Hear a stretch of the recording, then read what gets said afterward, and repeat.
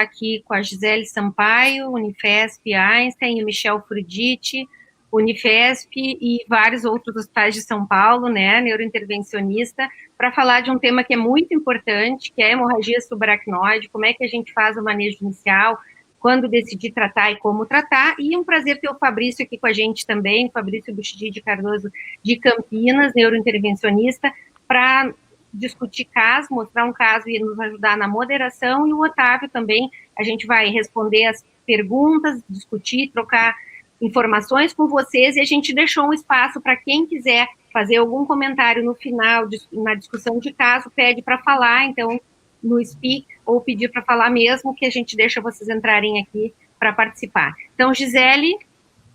Obrigada, Sheila, obrigada, é um prazer. Então, acho que é um tema de extrema importância nessa sequência que a gente vem aí tentando seguir, então, discutir acerca de acidente vascular cerebral, e acho que a hemorragia subaracnoide é muitas vezes um assunto que fica desprezado, a gente não costuma discutir tanto, então eu acho que vale a pena a gente ver quais são as evidências de literatura e falar um pouco sobre o atendimento sistematizado dessa doença, né? Então, eu vou dividir hoje aí as aulas com o Dr. Michel Fruditi, vou tentar não entrar muito na abordagem do aneurisma, então hoje a gente vai falar de hemorragia subaracnoide aneurismática, eu vou falar das outras complicações, além do tratamento do aneurisma, cefalia, sangramento e isquemia cerebral tardia. Tá? Então, a hemorragia subaracnoide é uma doença extremamente dinâmica, né? Então, é importante a gente entender que é uma doença que começa com o sangramento, com a ruptura do aneurisma, do espaço subaracnoide, que muitas vezes pode levar aí a hipertensão intracraniana grave na sua fase mais inicial, se segue a uma fase em que pode acontecer uma isquemia, ou seja, isquemia cerebral tardia, então, às vezes, o paciente sobrevive ao sangramento inicial e fica muito debilitado devido à isquemia cerebral tardia, e no meio de tudo isso podem acontecer complicações sistêmicas, né, como edema pulmonar, do ponto de vista neurogênico, então, cardiomiopatia por a descarga de catecolamina, e a gente tem que lidar com tudo isso na fase aguda e no manejo inicial desse paciente. Então, acho que esse é um gráfico que ilustra muito bem uma doença que começa com um problema hemorrágico e que, no final, pode levar o paciente a ter um desfecho ruim devido a uma complicação isquêmica. E muito tem se falado ultimamente sobre o papel do sangramento inicial no desfecho dos pacientes com hemorragia subaracnoide. Então, quem faz neuro-UTI, vê bastante paciente com hemorragia subaracnoide, certamente já viu um paciente que entrou com hemorragia subaracnoide de alto grau, evoluiu sem complicação após o tratamento do aneurisma, não fez vasoespasmo, não fez isquemia cerebral tardia, e no final evolui com um prognóstico ruim, não acordando e não tendo um despertar favorável, né? Então, a gente se pergunta sempre o que aconteceu com esse paciente. Então, é bom a gente começar do começo, né? Então, lembrar que no momento que o aneurisma rompeu, houve aí um extravasamento de sangue em níveis pressóricos arteriais para dentro do espaço meníngeo. E nesse momento, muitos pacientes têm perda de consciência, então eu gosto de brincar com os residentes que é o momento que o paciente dá uma morridinha, né? Então a pressão de perfusão cerebral, ela chega a zero, o paciente perde a consciência, depois retorna, e essa perda de consciência, ela é um marcador de gravidade. Então, e muitas vezes a gente consegue definir que foi nesse momento em que o paciente teve uma lesão tão importante que fez com que ele não acordasse aí no futuro. Então, esse é um trabalho que compara simplesmente ter ou não perda de consciência no momento da instalação da hemorragia subaracnoide e mostra que ter uma perda de consciência no momento da instalação é um fator preditor de mau prognóstico, isso quando corrigido para todos os outros fatores que a gente sabe que influenciam aí na clínica e no prognóstico final desses pacientes. Então, muita atenção ao paciente que começa com perda de consciência, a cefaleia acompanhada de perda de consciência é necessariamente uma cefaleia que tem que ser investigada, e essas imagens de ressonância deixam isso muito claro, a gente faz pouca ressonância na fase aguda da hemorragia subaracnoide, mas vejam esses pacientes nos primeiros dias, né, pós HSA, e já lesões isquêmicas bem definidas. Sempre que a gente vê uma lesão isquêmica no paciente com HSA, a gente pensa em isquemia cerebral tardia, e essas lesões, elas podem estar presentes já na apresentação inicial do doente, e são possivelmente secundárias ao momento da ruptura neurismática. Então, muito cuidado com essa história inicial, na definição de prognóstico, porque isso pode ter uma importância grande aí no futuro para o paciente. Mas quando um paciente chega com hemorragia subaracnoide, a gente lida inicialmente com 2 problemas que eu vou discutir aí nos próximos slides. O primeiro é o risco de ressangramento do aneurisma que já sangrou, e o segundo é a hidrocefalia, que pode se apresentar também na fase aguda, né? Então, esse é um estudo da década de 80, mas que descreve bem claramente, nesse estudo cooperativo de aneurismas, que mostra que o risco maior de ressangramento do aneurisma, ele acontece nas primeiras 48 horas. Então, olhem esse pico nos primeiros 2 dias pós-sangramento. Existem alguns trabalhos que falam no risco de até 15 a 20% de ressangramento. E é sempre bom lembrar que a mortalidade do ressangramento de um paciente que tem hemorragia subaracnoide após ressangramento é em torno de 70%. Então, a gente está falando de algo muito grave, que a gente tem que evitar aí de qualquer maneira, daí a nossa preocupação inicial de tentar manejar o aneurisma e não deixar com que esse ressangramento aconteça. Então, existem alguns preditores de ressangramento, né? Então, esse é um estudo de 2005, com 500 pacientes, que chegou a uma frequência de 6,7% de ressangramento, e encontrou como os fatores de risco na fase inicial, nos primeiros 2 dias, o tamanho do aneurisma, um alto GAL clínico. Então, o paciente que chega muito grave é um paciente que tem chance de romper de novo o aneurisma. E interessante, nesse estudo, a pressão arterial não foi um preditor de sangramento, né? Então, 78% dos pacientes que ressangraram dentro das primeiras 72 horas, e o ressangramento, conforme esperado, se associou a uma mortalidade de mais de 5 vezes quando comparado com o paciente que não ressangrou, né? Então, alguns outros estudos... Por causa do jogo... Filho, só um instante. Mamãe, por causa do jogo, eu roubei pastel. Tá bom, meu gatão. No sofá. Vai lá. Bom, do ponto de vista de ressangramento, existem alguns estudos que associam, sim, a pressão arterial ao risco de ressangramento, né? Então, esse é um estudo de 2001 que chega à conclusão que pressão arterial acima de 160 aumenta o risco de ressangramento. Então, só para vocês perceberem que o dado que correlaciona pressão arterial e risco de ressangramento não é um dado muito forte, apesar de existirem aí algumas recomendações de diretrizes que sugerem que a gente maneje a pressão arterial desses pacientes na fase hiperaguda, até que o aneurisma seja tratado, para que ela fique em níveis menores do que 160 milímetros de mercúrio. Isso tudo tem base em estudos antigos, e esse é um dos estudos que mostra essa correlação do risco de ressangramento com pressão arterial acima aí de 160. Então, outros preditores de sangramento que a gente começou a reconhecer depois das grandes séries a serem estudadas incluem, né, então, a presença da cefaleia sentinela. Então, o paciente que já teve um histórico de cefaleia anterior semelhante, antecedendo a instalação da ruptura aneurismática, a presença da perda de consciência na admissão, como a gente já discutiu anteriormente, o status neurológico. Então, o paciente está muito grave, e o tempo para o tratamento do aneurisma, né? Então, porque é tão importante a gente ter um serviço organizado que possa tratar o aneurisma de maneira precoce para evitar essa complicação, que pode ser, sim, uma complicação dramática. Então, a gente tem algumas diretrizes, e elas estão, eu diria, até desatualizadas do ponto de vista de tempo, né? Então, se a gente pegar a diretriz mais atual da Neurocritical Care Society, ela é de 2011, né? Então, a diretriz também da American Heart Association já tem mais de 6 anos. A gente teve algumas publicações depois dessas diretrizes que mudaram o manejo de alguns aspectos da hemorragia subaracnoide, mas do ponto de vista pressórico, então, é um tema que alguém deveria se interessar por estudar. Então, da última vez que eu discuti com o Craig Anderson numa das palestras, eu acho que foi em Gramado, Sheila. Então, ele sugeriu que a gente fizesse esse estudo de fase aguda, né, porque essas recomendações de níveis pressóricos pós-HSA, elas têm base nesses estudos que eu apresentei para vocês, que são estudos de registro, e muitos deles retrospectivos, né? Então, a Neurocritical Care sugere que na fase hiperaguda, até o tratamento do aneurisma, se mantenha uma pressão arterial média menor do que 110 milímetros de mercúrio, e a diretriz do stroke sugere uma pressão arterial sistólica menor do que 160 para evitar ressangramento, né? Então, ainda existem algumas dúvidas com relação a qual seria o nível ideal, mas o que a gente sabe é que, com base nesses estudos iniciais, até que esse aneurisma seja tratado, a gente é um pouco mais rigoroso no controle da pressão, possivelmente em torno de 150, 160 de pressão sistólica. No entanto, o próximo passo, depois que o paciente chegou e você estabilizou o paciente, é, tratar a hidrocefalia, se esse paciente tiver hidrocefalia na toma de crânio, e depois planejar o tratamento desse aneurisma. Eu não vou me alongar muito, porque o Dr. Michel vai discutir aí as opções, mas a gente, quando o paciente chega, costuma graduar o paciente do ponto de vista de gravidade clínica, né? Então, existem algumas escalas, assim como a gente usa a escala do NIH, no AVC agudo, né? Então, existem algumas escalas clínicas que podem e devem ser utilizadas na hemorragia subaracnoide. Então, essa é uma escala da década de 60, né? Feita por Hunt e Hess, são duas pessoas diferentes, né? Que graduam aí a chance de mortalidade.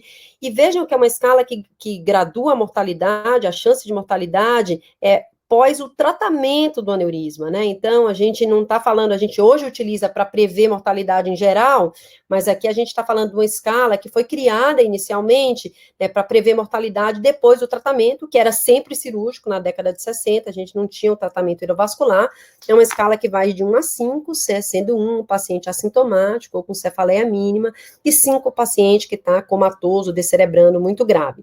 Vejam que na descrição inicial de Hunt-Hess, a mortalidade dos pacientes com Hunt-Hess 5 era em torno de 100%. Então, isso mudou muito, a gente vai agora revisitar os dados do que a gente chama de HSA alto grau, né, então uma escala que na década de 60 foi criada quando a gente não tinha os melhores tratamentos nem para o aneurisma, nem para as complicações da hemorragia subaracnoide, como a isquemia cerebral tardia. Então, ela é uma escala que tem uma certa variação na interpretação. Então, existem vários estudos comparando o uso da escala de Hunt-Hess por diversos profissionais treinados e mostra que não há aí uma fidedignidade perfeita quando a gente pega 2 avaliadores treinados aplicando aí a mesma escala, né? Então, por causa disso, a World Federation of Neurosurgeons criou uma outra escala que a gente hoje chama de WFNS, né? World Federation of Neurosurgical Scale, que vai de 1 a 5 também e é bastante semelhante à escala de Hunt-Hess. Mas ela usa simplesmente a escala de coma de Glasgow, que é algo que todo mundo é bem acostumado a utilizar, né? Então, mesmo paramédicos, dentro das ambulâncias, estão acostumados a reportar a escala de coma de Glasgow e a presença ou não de um déficit motor, né? Então, nessa escala, a WFNS, então, é um paciente com Glasgow 15 sem nenhum déficit motor, né?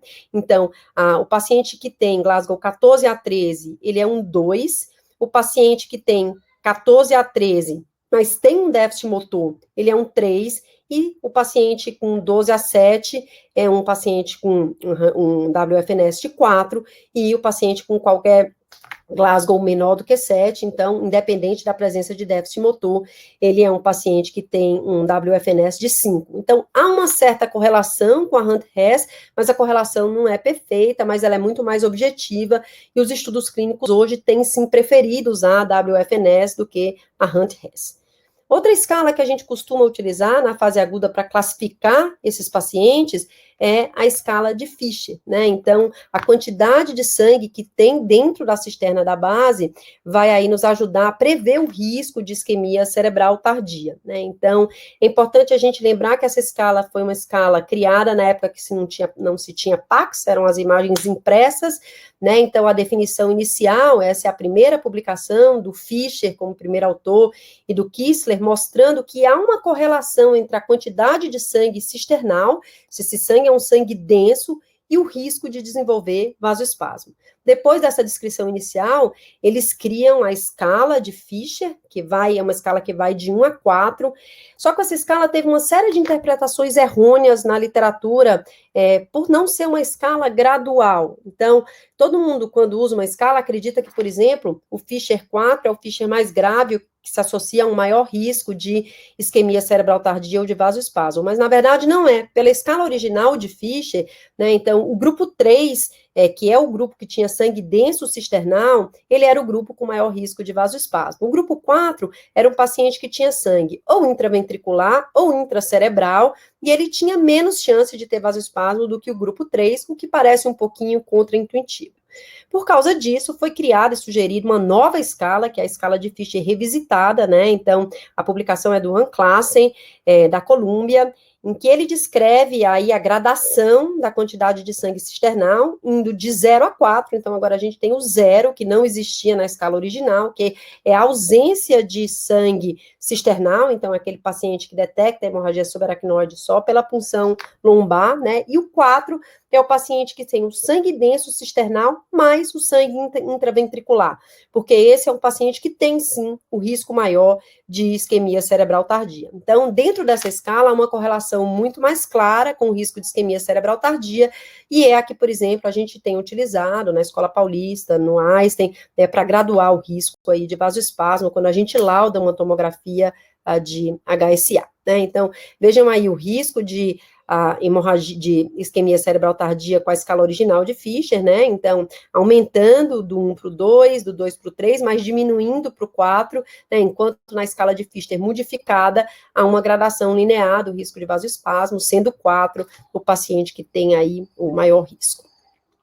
Algumas escalas tentaram unir, então, a classificação clínica com a classificação de neuroimagem, né? Então, essa é uma escala que chama Vasograde, foi proposta pelo Ayrton Leonardo, que foi meu aluno de doutorado na Escola Paulista, né? Passou muito tempo em Toronto pesquisando a hemorragia subaracnoide, e o que o Ayrton Léo sugeriu foi usar essas duas escalas para simplificar e graduar o paciente de acordo com o risco de desenvolver isquemia cerebral tardia. Então, ele usava a Fischer modificada e a WFNS. Então, qualquer paciente que tivesse WFNS 4 ou 5, ele chamava de alto grau, e isso era um vasograde vermelho. Esse é um paciente com alto risco de isquemia cerebral tardia, alto risco de complicação, é um paciente que possivelmente vai merecer 14 a 21 dias de UTI, né, e todos os cuidados associados durante essa internação. Então, de amarelo, né, ele chamou qualquer paciente com Fischer 3 ou 4, então bastante sangue cisternal, mas com a clínica boa, então WFNS 1 a 3. E o verde é o paciente com pouco sangue cisternal, com a clínica boa, o paciente acordado, com WFNS também de 1 a 2. Então, essa é uma escala que ajuda do ponto de vista de alocação, do ponto de vista de quanto tempo esse paciente precisa ficar na unidade de terapia intensiva, porque isso é algo que faz diferença para a gente, quando a gente está escolhendo o paciente que precisa de um leito a mais, principalmente nos hospitais públicos, né? A gente fez, juntamente com a Natália, que hoje está fazendo neurointervenção, foi residente da Escola Paulista, o uso do Vasograde para tentar prever não só a isquemia cerebral tardia, que foi o que o Ayrton Leonardo fez no trabalho dele, mas para prever desfecho em longo prazo, né? Então, o que a Natália mostrou foi que numa série de 72 pacientes com hemorragia subaracnoide da Unifesp, a gente teve uma frequência maior de Vasograde Green, de pacientes mais leves, mas teve 25%, 22% de pacientes graves, e houve uma correlação na série da Natália, não só com a chance de evoluir com isquemia cerebral tardia, mas com a chance de ter um mau desfecho conforme esperado, né, clínico, através da escala de Rankin. Do ponto de vista de manejo do aneurisma, que essa é a próxima preocupação da gente, depois que a gente avaliou o paciente, viu a tomografia, graduou de acordo com as escalas, vem o que eu vou fazer para tratar esse aneurisma, né?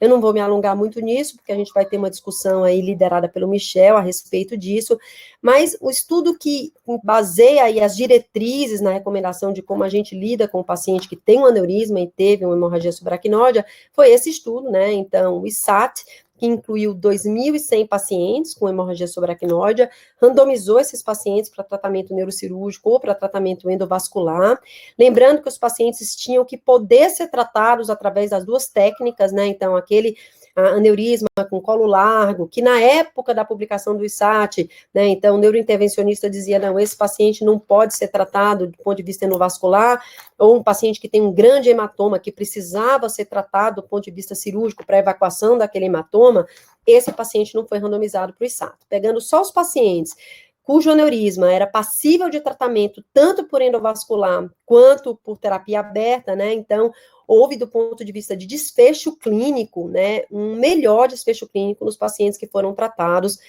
endovascular, né, então daí vem a recomendação de quando o aneurisma puder ser tratado das duas formas, né, a gente recomenda aí o tratamento endovascular, né. Uma análise que, às vezes, os neurocirurgiões gostam muito de citar é o fato de que parece que o tratamento neurocirúrgico aberto, ele foi mais definitivo, então, mais pacientes que receberam tratamento endovascular do ISAT precisaram ser reabordados em longo prazo, mas é importante dizer que nesses pacientes em que houve reabordagem, não houve novos sangramentos, né? Houve uma reabordagem pela característica anatômica, pela angiografia de controle daquele paciente. Então, a gente permanece recomendando o uso da terapia endovascular sempre que o tratamento é possível. Obviamente, existem situações em que a gente vai migrar para o tratamento cirúrgico, né? Então, vai depender do especialista que você tem no seu hospital, né? A publicação do estudo Barrow, né, foi aí um fôlego para os neurocirurgiões, porque o que esse estudo fez foi alocar pacientes de maneira não randomizada, mas alocar de maneira aleatória para os dois tratamentos, e houve a publicação de 6 anos do resultado do Barrow, mostrando que não teve diferença entre o tratamento endovascular e o tratamento cirúrgico aberto, exceto para os aneurismas de circulação posterior, que mesmo no Barrow foram muito melhores quando tratados do ponto de vista endovascular, né? Bom, a minha opinião do ponto de vista clínico é que você pega um paciente como esse, obviamente que tem, além da hemorragia subaracnoide, um hematoma que precisa ser evacuado, né, então esse é um paciente que eu não vou levar para endovascular, possivelmente eu vou levar para o tratamento cirúrgico, vou evacuar o hematoma, vou tratar o aneurisma, né, existem alguns dados na literatura dizendo que dependendo do volume do hematoma e do tempo que você precisa para evacuar esse hematoma, então se tem um desvio de linha média, um paciente que está na urgência precisando ser descomprimido, esse é um paciente que vai ser tratado do ponto de vista cirúrgico. Eu acho que ainda existe, e a gente vai escutar aí o Michel, aí espaço para os dois tipos de tratamento, né? Mas o que eu quero frisar aqui é que tem que ser precoce, né? Se você não trata esse paciente de maneira precoce, e aqui eu não estou falando ultra precoce, é diferente do AVC isquêmico, eu não estou falando em tratar nas primeiras 6 horas, nas primeiras 12 horas, eu estou falando em tratar nas primeiras 24 a 48 horas, né? Então, é isso que a gente tem de literatura aí até o momento, então, que de preferência, até 72 horas do sangramento, esse paciente deve ter o seu aneurisma tratado, porque aí eu saio da minha fase de risco de ressangramento e entro na fase de risco de isquemia cerebral tardia, e quando o aneurisma não está tratado, é um grande problema, você fica de mãos atadas para lidar com a isquemia cerebral tardia. E a isquemia cerebral tardia é um problema que a gente conhece há muito tempo, vejam esse artigo da década de 70, que mensurou, né, na angiografia o diâmetro das artérias cerebrais médias pós uma hemorragia subaracnoide, né, e viu que realmente no período de 4, aproximadamente 21 dias depois da hemorragia subaracnoide, né, então havia um estreitamento das grandes artérias, incluindo a artéria cerebral média, e que nesses pacientes você poderia ter, por exemplo, uma isquemia secundária a esse estreitamento arterial, né, então na década de 70 a gente já sabia disso, e a gente passou por uma grande evolução de entender o que é o vasoespasmo e quais são as consequências do vasoespasmo. Houve, na verdade, uma grande torre de Babel na nomenclatura do que a gente chamava de isquemia cerebral tardia, porque muitos serviços chamavam vasoespasmo sintomático quando você via o espasmo do vaso e o paciente tinha um sintoma associado aí àquele espasmo. Isquemia cerebral tardia quando você tinha o vasoespasmo sintomático ou, na tomografia, uma lesão que era compatível, né, uma isquemia que não era secundária ao tratamento e que aparecia no território daquele vaso. Ainda se falava no vasoespasmo angiográfico, que era quando você simplesmente fazia uma angiografia de controle e estava lá, né, o estreitamento arterial, e o vasoespasmo sonográfico, quando você fazia o Doppler transcraniano e você tinha uma velocidade acima de 120 centímetros por segundo de média, né, então, tudo isso foi muito bem sintetizado, então, existe um documento da Neurocritical Care Society que define exatamente hoje o que a gente chama de isquemia cerebral tardia. E quem já viu aula minha de HSA já viu esse editorial do Jocadin, na época ele era presidente da Neurocritical Care, e ele fazia elencava aí as 10 principais perguntas que ele queria responder, na verdade, as 11 principais perguntas em terapia intensiva neurológica nos próximos 10 anos. Esse editorial já vai fazer 10 anos, e eu acho que ele ainda não respondeu, e as 3 primeiras perguntas do Jocadin eram sobre vasoespasmo, né, então, ele falava como eu trato, como eu previno, e a primeira era o que é o vasoespasmo, e eu acho que a gente ainda tem bastante a entender sobre essa condição, né, então, pelo menos a gente chegou a uma definição. Hoje em dia, a gente não fala mais e não usa vasoespasmo como desfecho clínico, a gente não trata vasoespasmo somente. Se o paciente tem só vasoespasmo no Doppler ou na angiografia, a gente observa aquele paciente, deixa ele euvolêmico, né? Então, quando é que a gente trata? Quando acontece uma isquemia cerebral tardia. Isquemia cerebral tardia é definida por um déficit focal ou por uma perda de 2 pontos na escala de coma de Glasgow, que dura mais de 1 hora e que não tem nenhuma outra explicação boa para aquilo. Então, não tem uma crise epiléptica, o paciente não tem aí uma hidrocefalia que justifica a alteração do Glasgow, então é também um diagnóstico de exclusão. E existe a definição de infarto por isquemia cerebral tardia, o paciente que tem essa clínica, né, então ela tem o paciente tem o déficit focal, tem a redução na escala de coma de Glasgow, e você faz a tomografia e vê a isquemia, que é o que a gente não quer, a gente está correndo contra a definição dessa isquemia, né, então, hoje em dia, na verdade, a gente sabe que a isquemia cerebral tardia, ela possivelmente tem uma fisiopatologia muito mais complexa do que somente o vasoespasmo, né? Então, o vasoespasmo é um grande responsável por isquemia cerebral tardia, se associa à presença de lesões isquêmicas, mas hoje a gente sabe que existe função de microtrombose na circulação, né? Existe alguns trabalhos linkando a presença de isquemia com depressão alastrante, né, que pode ser medida através de exames neurofisiológicos, com processos inflamatórios e com instrução da microcirculação, e talvez exista aí um conjunto de fatores explicando essas isquemias que a gente vê no paciente com hemorragia subaracnoide na fase mais tardia, né? Então, alguns trabalhos mostrando aí em autópsia, essa é uma série de 29 pacientes pós-HSA, mostrando microtrombo na circulação de pacientes. Existem alguns trabalhos antigos do grupo de Miami, mostrando a detecção de microembolia com Doppler transcraniano nesses mesmos pacientes, então, talvez isso contribua para a gente ver aquelas isquemias que aparecem às vezes num território em que o paciente não fez o vasoespasmo angiográfico, né, então quem acompanha muito o HSA já teve essa surpresa de fazer uma tomografia, eu estou monitorando a cerebral média esquerda, e aí depois de 3 dias eu faço uma tomo, a cerebral média esquerda tem um vasoespasmo e aparece um infarto na cerebral média direita, né, então talvez não seja só o vasoespasmo responsável pelas isquemias, né, então depressão cortical alastrante tem sido citada como um possível mecanismo fisiopatológico. O que é a depressão cortical alastrante, né? Então, é uma depressão na atividade elétrica cortical, que se associa a isquemias locais, né? Então, a gente tem, na verdade, a descrição de depressão cortical muito bem definida na enxaqueca, onde, na maioria das vezes, não há uma isquemia definitiva, mas pensa-se que esse fenômeno, num cérebro doente, com hipertensão intracraniana e com hemorragia grande, possa, sim, ser responsável por alguns eventos isquêmicos. Como tratar isso, a gente não sabe ainda, mas entender a fisiopatologia é o primeiro passo para a gente conseguir avançar na prevenção dessa complicação, né? Então, a gente usa bastante aí o Doppler transcraniano como ferramenta para detecção e monitorização de vasoespasmo desses pacientes, né? E, por incrível que pareça, a gente conhece pouco da dinâmica do Doppler transcraniano num paciente que a gente consegue tratar e acompanhar durante o tratamento da infusão das drogas que a gente usa para tratar a isquemia cerebral tardia, né? Então, esse é um trabalho bem interessante, a tese de doutorado da Carolina Rouanet, que fez também aquele trabalho de revisão que eu citei logo no começo para vocês. Então, o que a Carolina fez foi monitorar durante o tratamento de vasoespasmo com Doppler transcraniano, seja com indução de hipertensão, que ainda é um tratamento aí preconizado, ou com o uso de medicações inotrópicas como o milrinone, a velocidade no Doppler transcraniano, ninguém tinha mostrado que a velocidade de fato cai, o que ela mostrou foi isso, ela monitorou mais de 97 vasos com vasoespasmo, e vejam bem nesse gráfico, né, então aqui em azulzinho tá as velocidades através do Doppler transcraniano dos pacientes que receberam milrinone, né, em vermelho tá nos pacientes que receberam noradrenalina, em verde uma junção de todos os pacientes.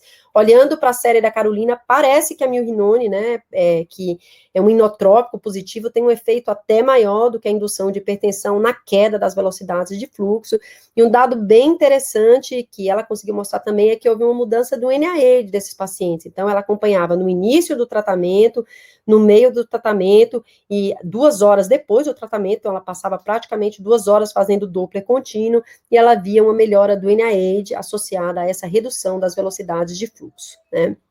Então, hoje, como é que a gente, uma vez que a gente detectou a isquemia cerebral tardia, como é que a gente trata esses pacientes? Então, a primeira linha de tratamento ainda é a indução de hipertensão, e eu vou falar um pouquinho sobre as evidências que a gente tem para isso, né? Então, a gente começa tentando subir a pressão sistólica para em torno de 160 e acompanhar o paciente, né?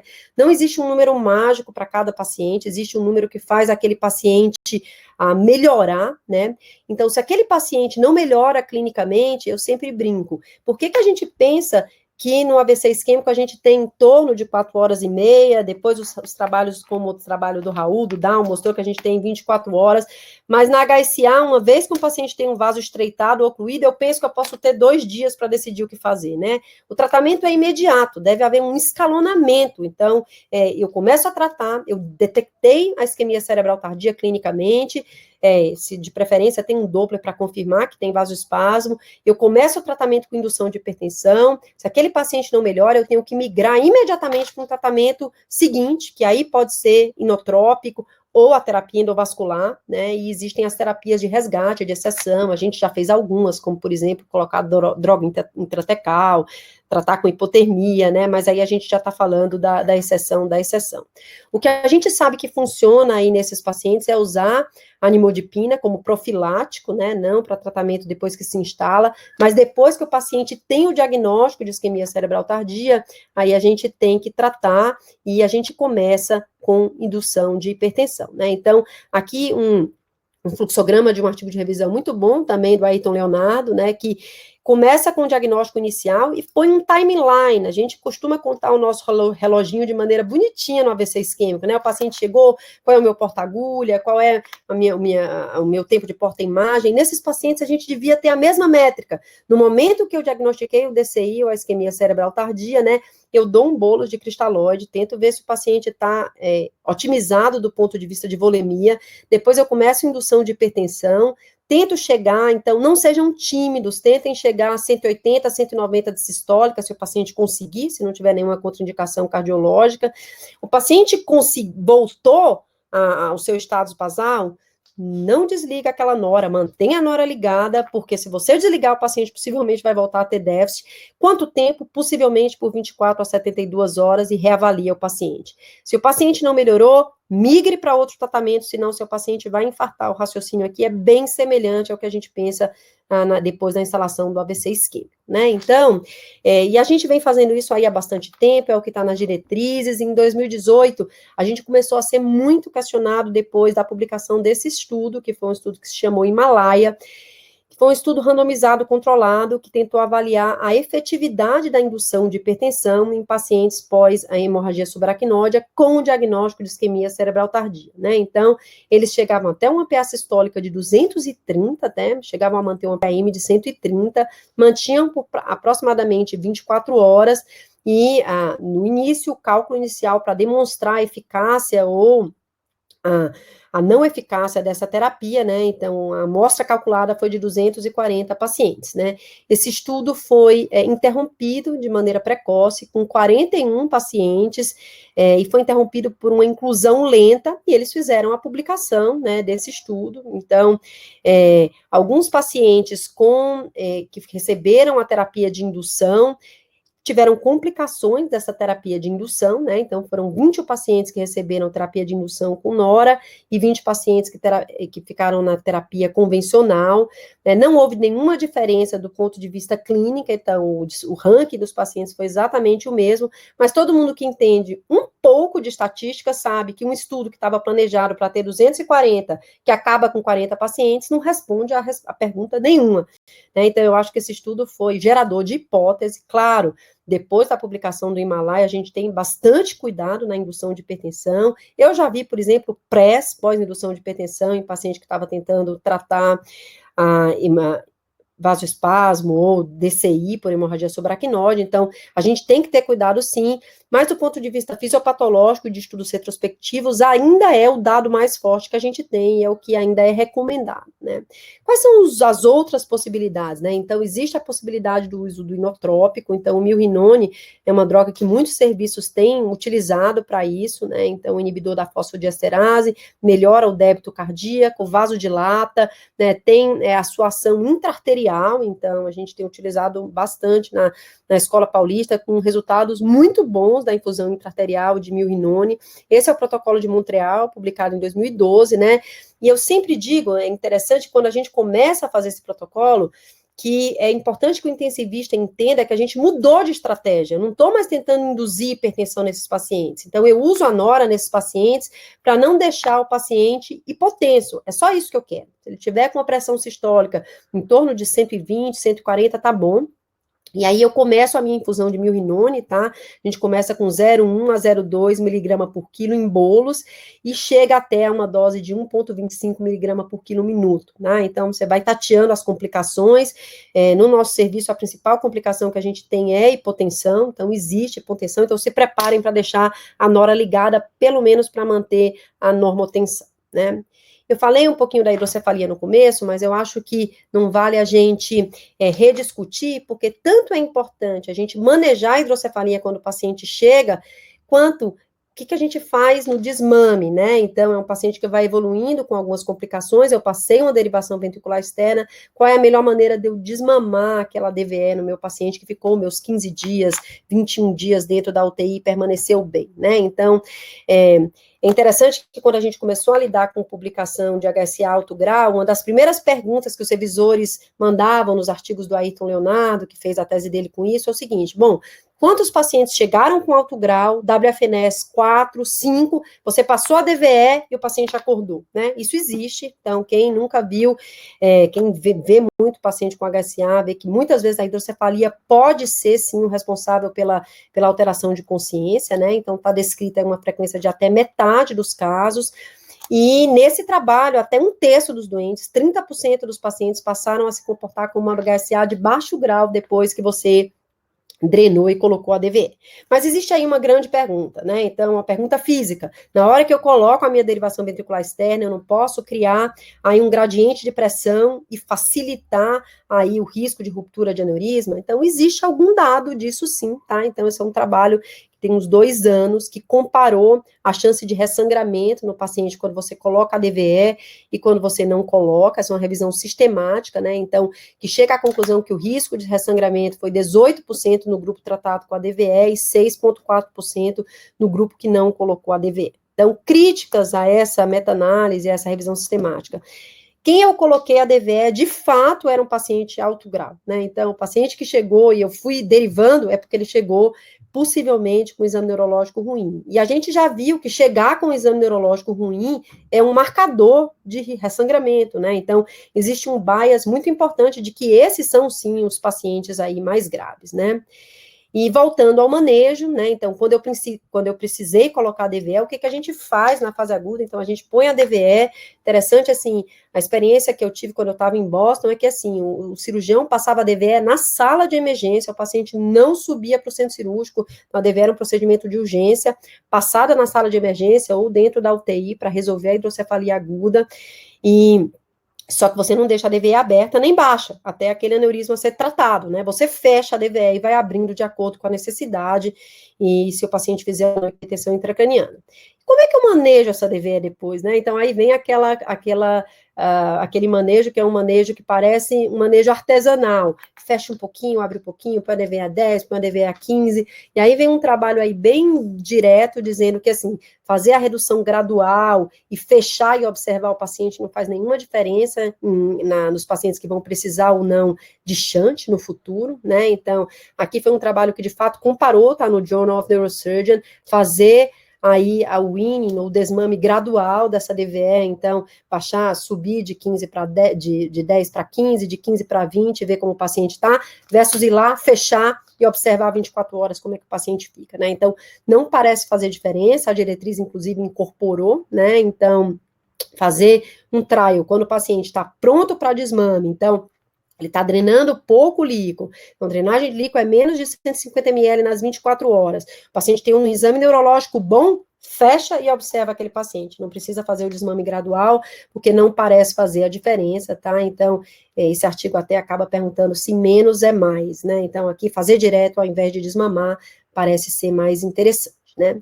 Então, eu vou terminar falando um pouquinho de HSA alto grau, tá? Então, esse é um trabalho bem interessante do Stefan Mayer e do Han Klassen, mostrando de que morrem os pacientes com hemorragia HSA alto grau. Quem é HSA alto grau? É um paciente com WFNS 4 ou 5, ou HUNT-HES 4 ou 5.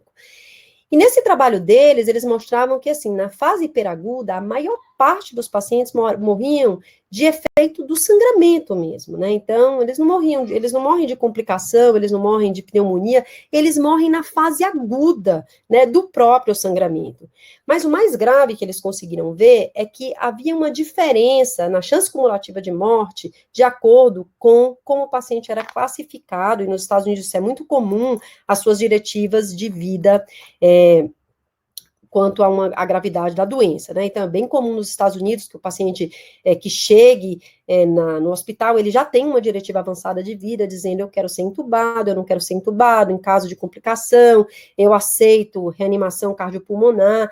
Isso tinha uma influência na série deles, do Stefan Mayer, na Colômbia, né, de se o paciente sobrevivia ou não no longo prazo.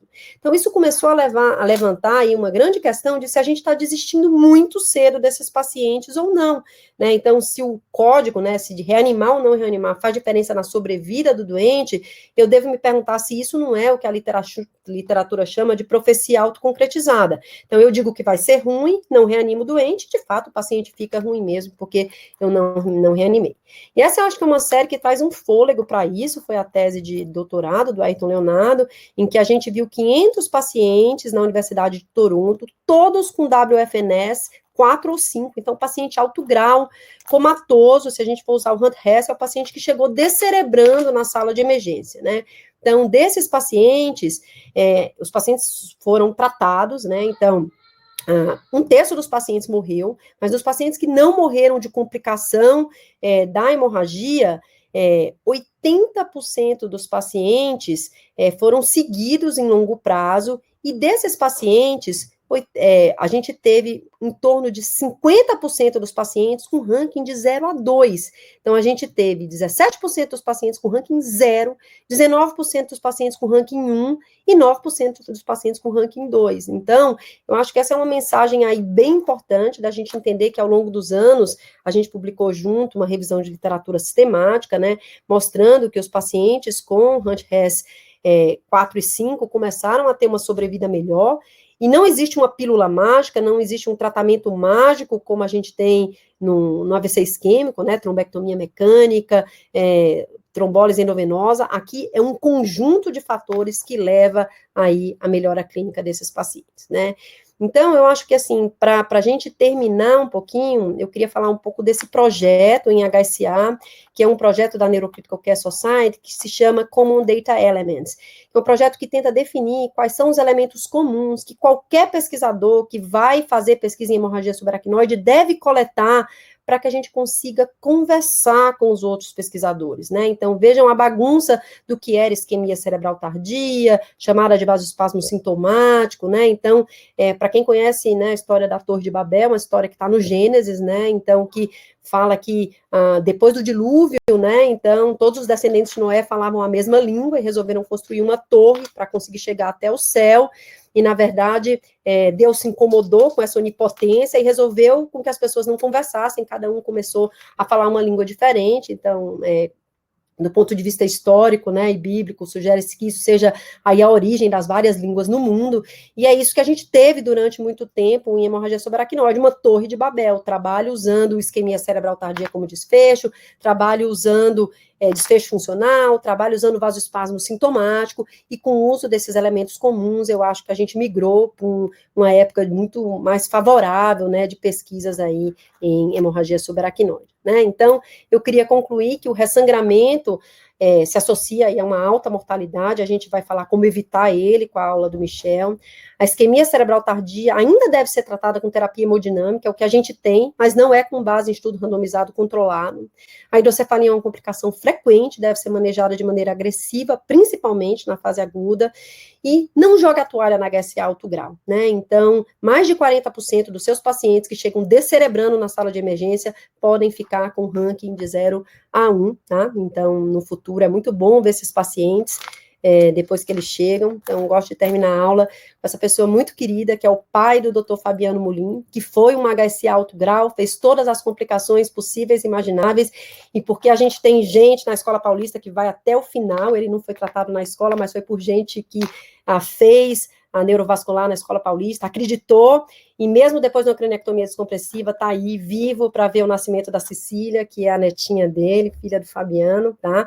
E isso é fruto, obviamente, de um trabalho em equipe, né? Então, tem muita gente que fica vendo esses pacientes na UTI, os intensivistas, o nosso grupo de neurologia vascular, o doutor Michel, né, que trata as nossas complicações de vasoespasmo, que trata o aneurisma, né, o doutor Félix Haddad, com quem a gente briga semanalmente em reuniões multidisciplinares, mas é assim que a gente consegue chegar a esses desfechos um pouco melhores numa doença que é uma doença tão grave. Tá? Então, obrigada pela atenção de vocês, e desculpem a participação especial do Guilherme, meu filho. Excelente, maravilhoso.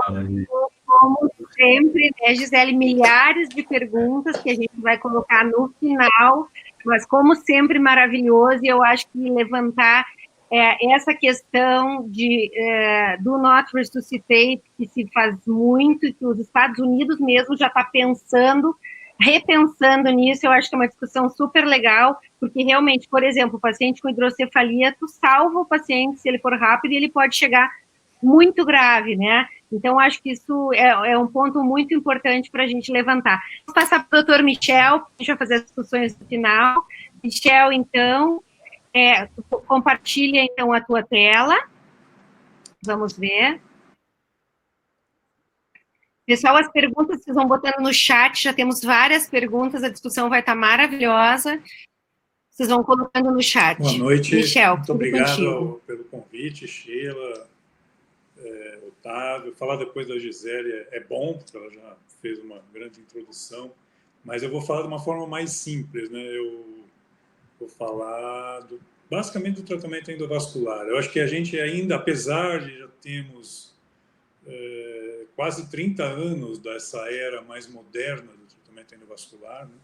Desde os Coils e Guglielmi, eu acho que a gente ainda tem a tal da Torre de Babel, porque várias questões, né? Eu acho que entram questões de grandes egos, entram questões de poder, entram questões financeiras nessa decisão do tratamento. Isso não deveria ser assim. Aqui meus conflitos de interesse.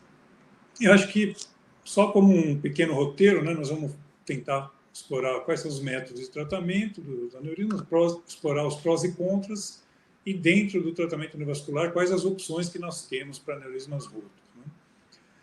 Né? Quando a gente pensa, né, no que a gente deve tratar, como a Gisele bem disse, a gente tem que pensar em excluir a chance de um ressangramento. Então, tem um paradigma aí, a gente quer reconstruir vaso ou a gente quer o melhor desfecho clínico? Acho que isso é a primeira coisa a se pensar.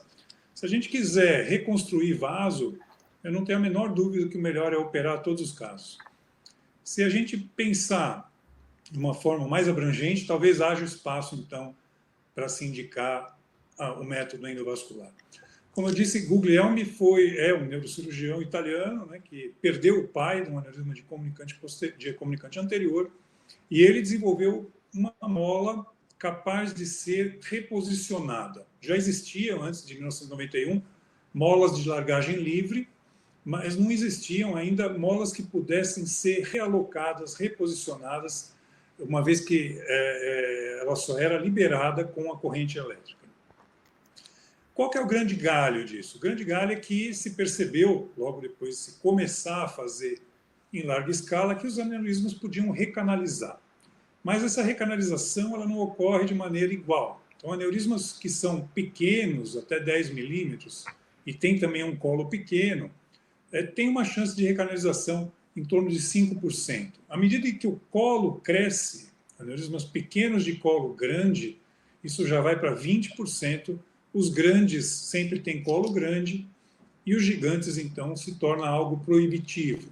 Então, no começo, se indicava a embolização só para casos assim, grandes gigantes, aneurismas intratáveis por outros métodos, pacientes em graus elevados de escala de Hunt-Hess ou da World Federation. pacientes com vasoespasmo, era a exceção, né? Precisou vir um grande trial, que já foi comentado, que foi o ISAT, com 2.000 casos. Esse trial começou a se recrutar pacientes em 96, notem que é bem no início da técnica. Os materiais que se usavam naquela época são muito diferentes do que a gente tem hoje, em termos de acesso, em termos de proteção, em termos de maciez do coil, propriamente dito. Então, muito mudou, mas os dados servem até hoje, né?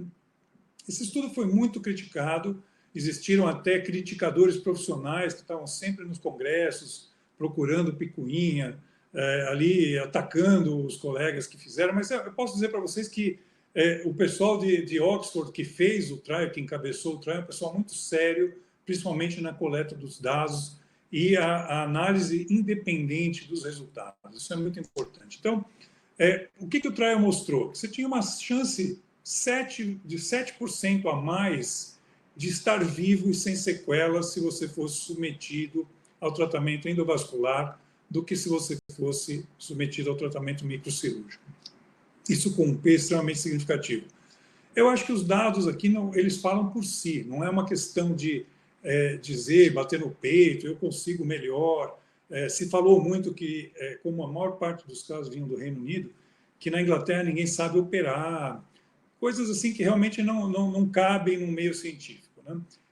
Isso é um dado contundente, é muito difícil fazer um trial como esse, eu acho que temos que dar o crédito, é um marco histórico no tratamento dos aneurismas.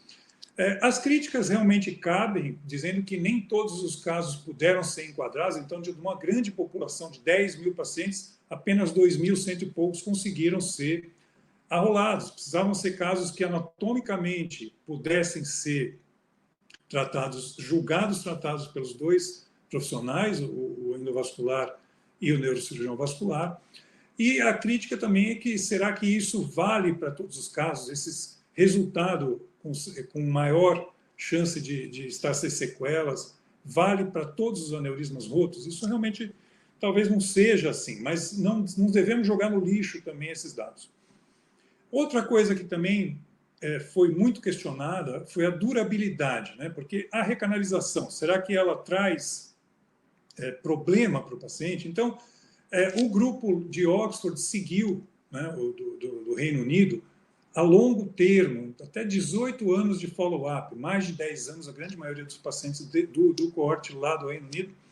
E o que se observou, né? Os índices de ressangramento do grupo endovascular são pequenos, né? Então, no segmento desses 809 casos que puderam ser seguidos, porque alguns faleceram no começo, né? Então, você tem aqui 13 casos ressangraram. E no grupo que foi submetido à microcirurgia, 4 casos ressangraram. Notem que nos dois grupos o ressangramento é pequeno, ele ocorre nos primeiros anos, e depois de 10 anos, praticamente não há aumento no número de ressangramentos.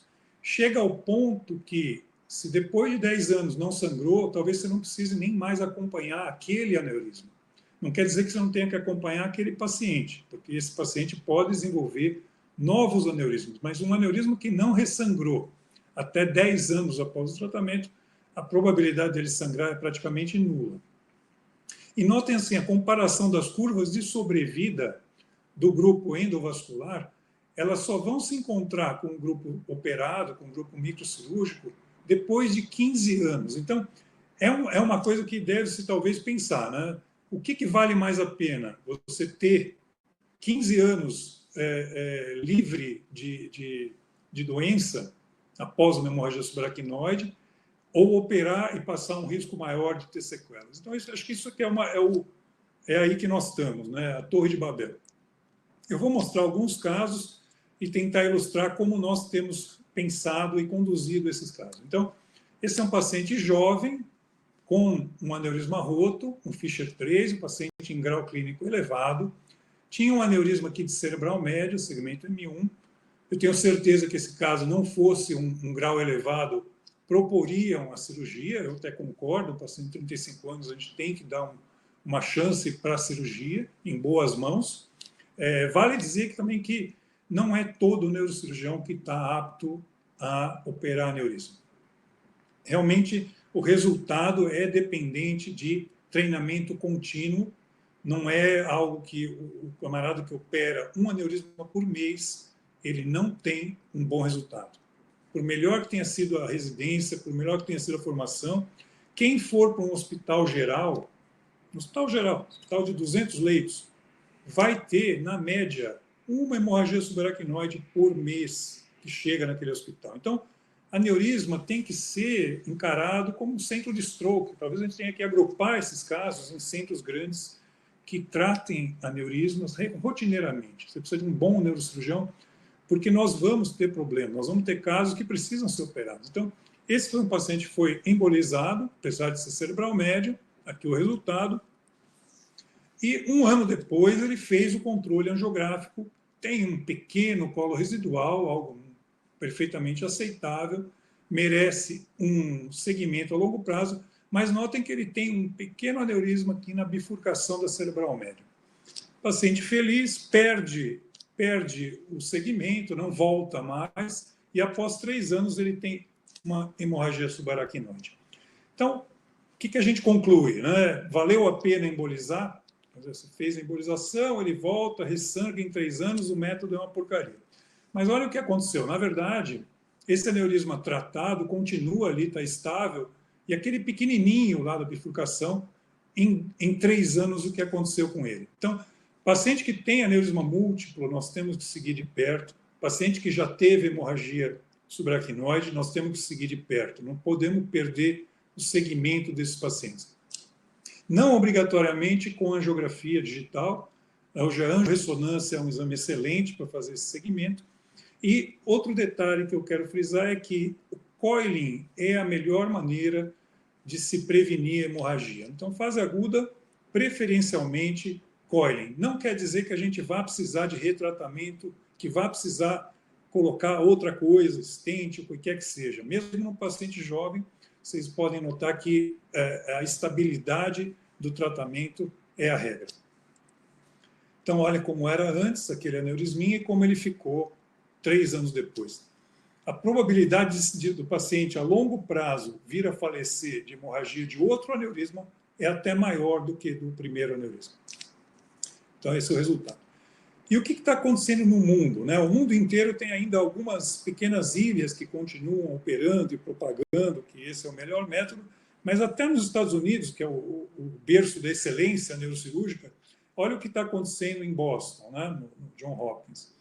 Essa é a curva de tratamento endovascular no início da técnica, 91 a 96, uma minoria, apenas 3% era submetido ao tratamento endovascular. Conforme os anos vão passando, isso vai aumentando.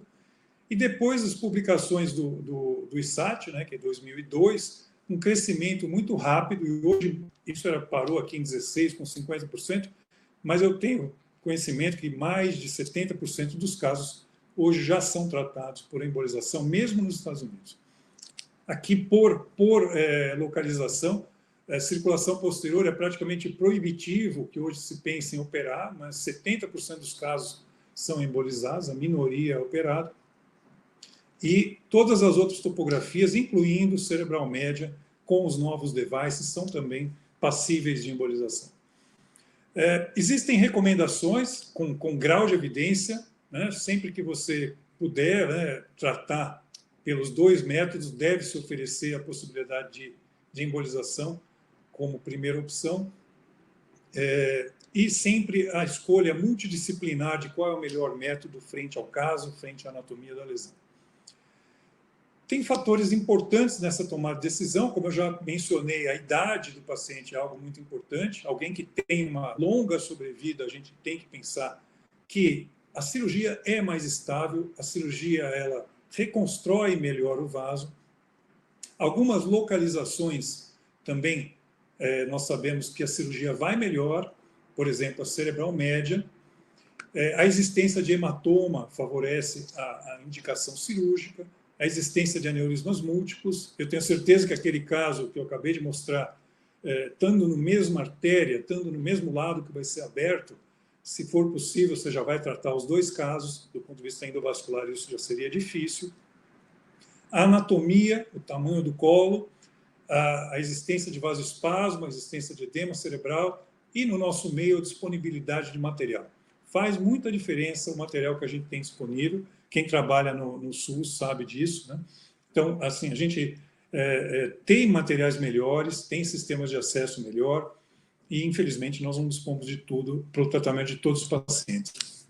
Então, fatores que favorecem a microcirurgia. Então, a hematoma, você vai ter que drenar hematoma, é melhor que opere, não tem razão se embolizar para depois operar, né?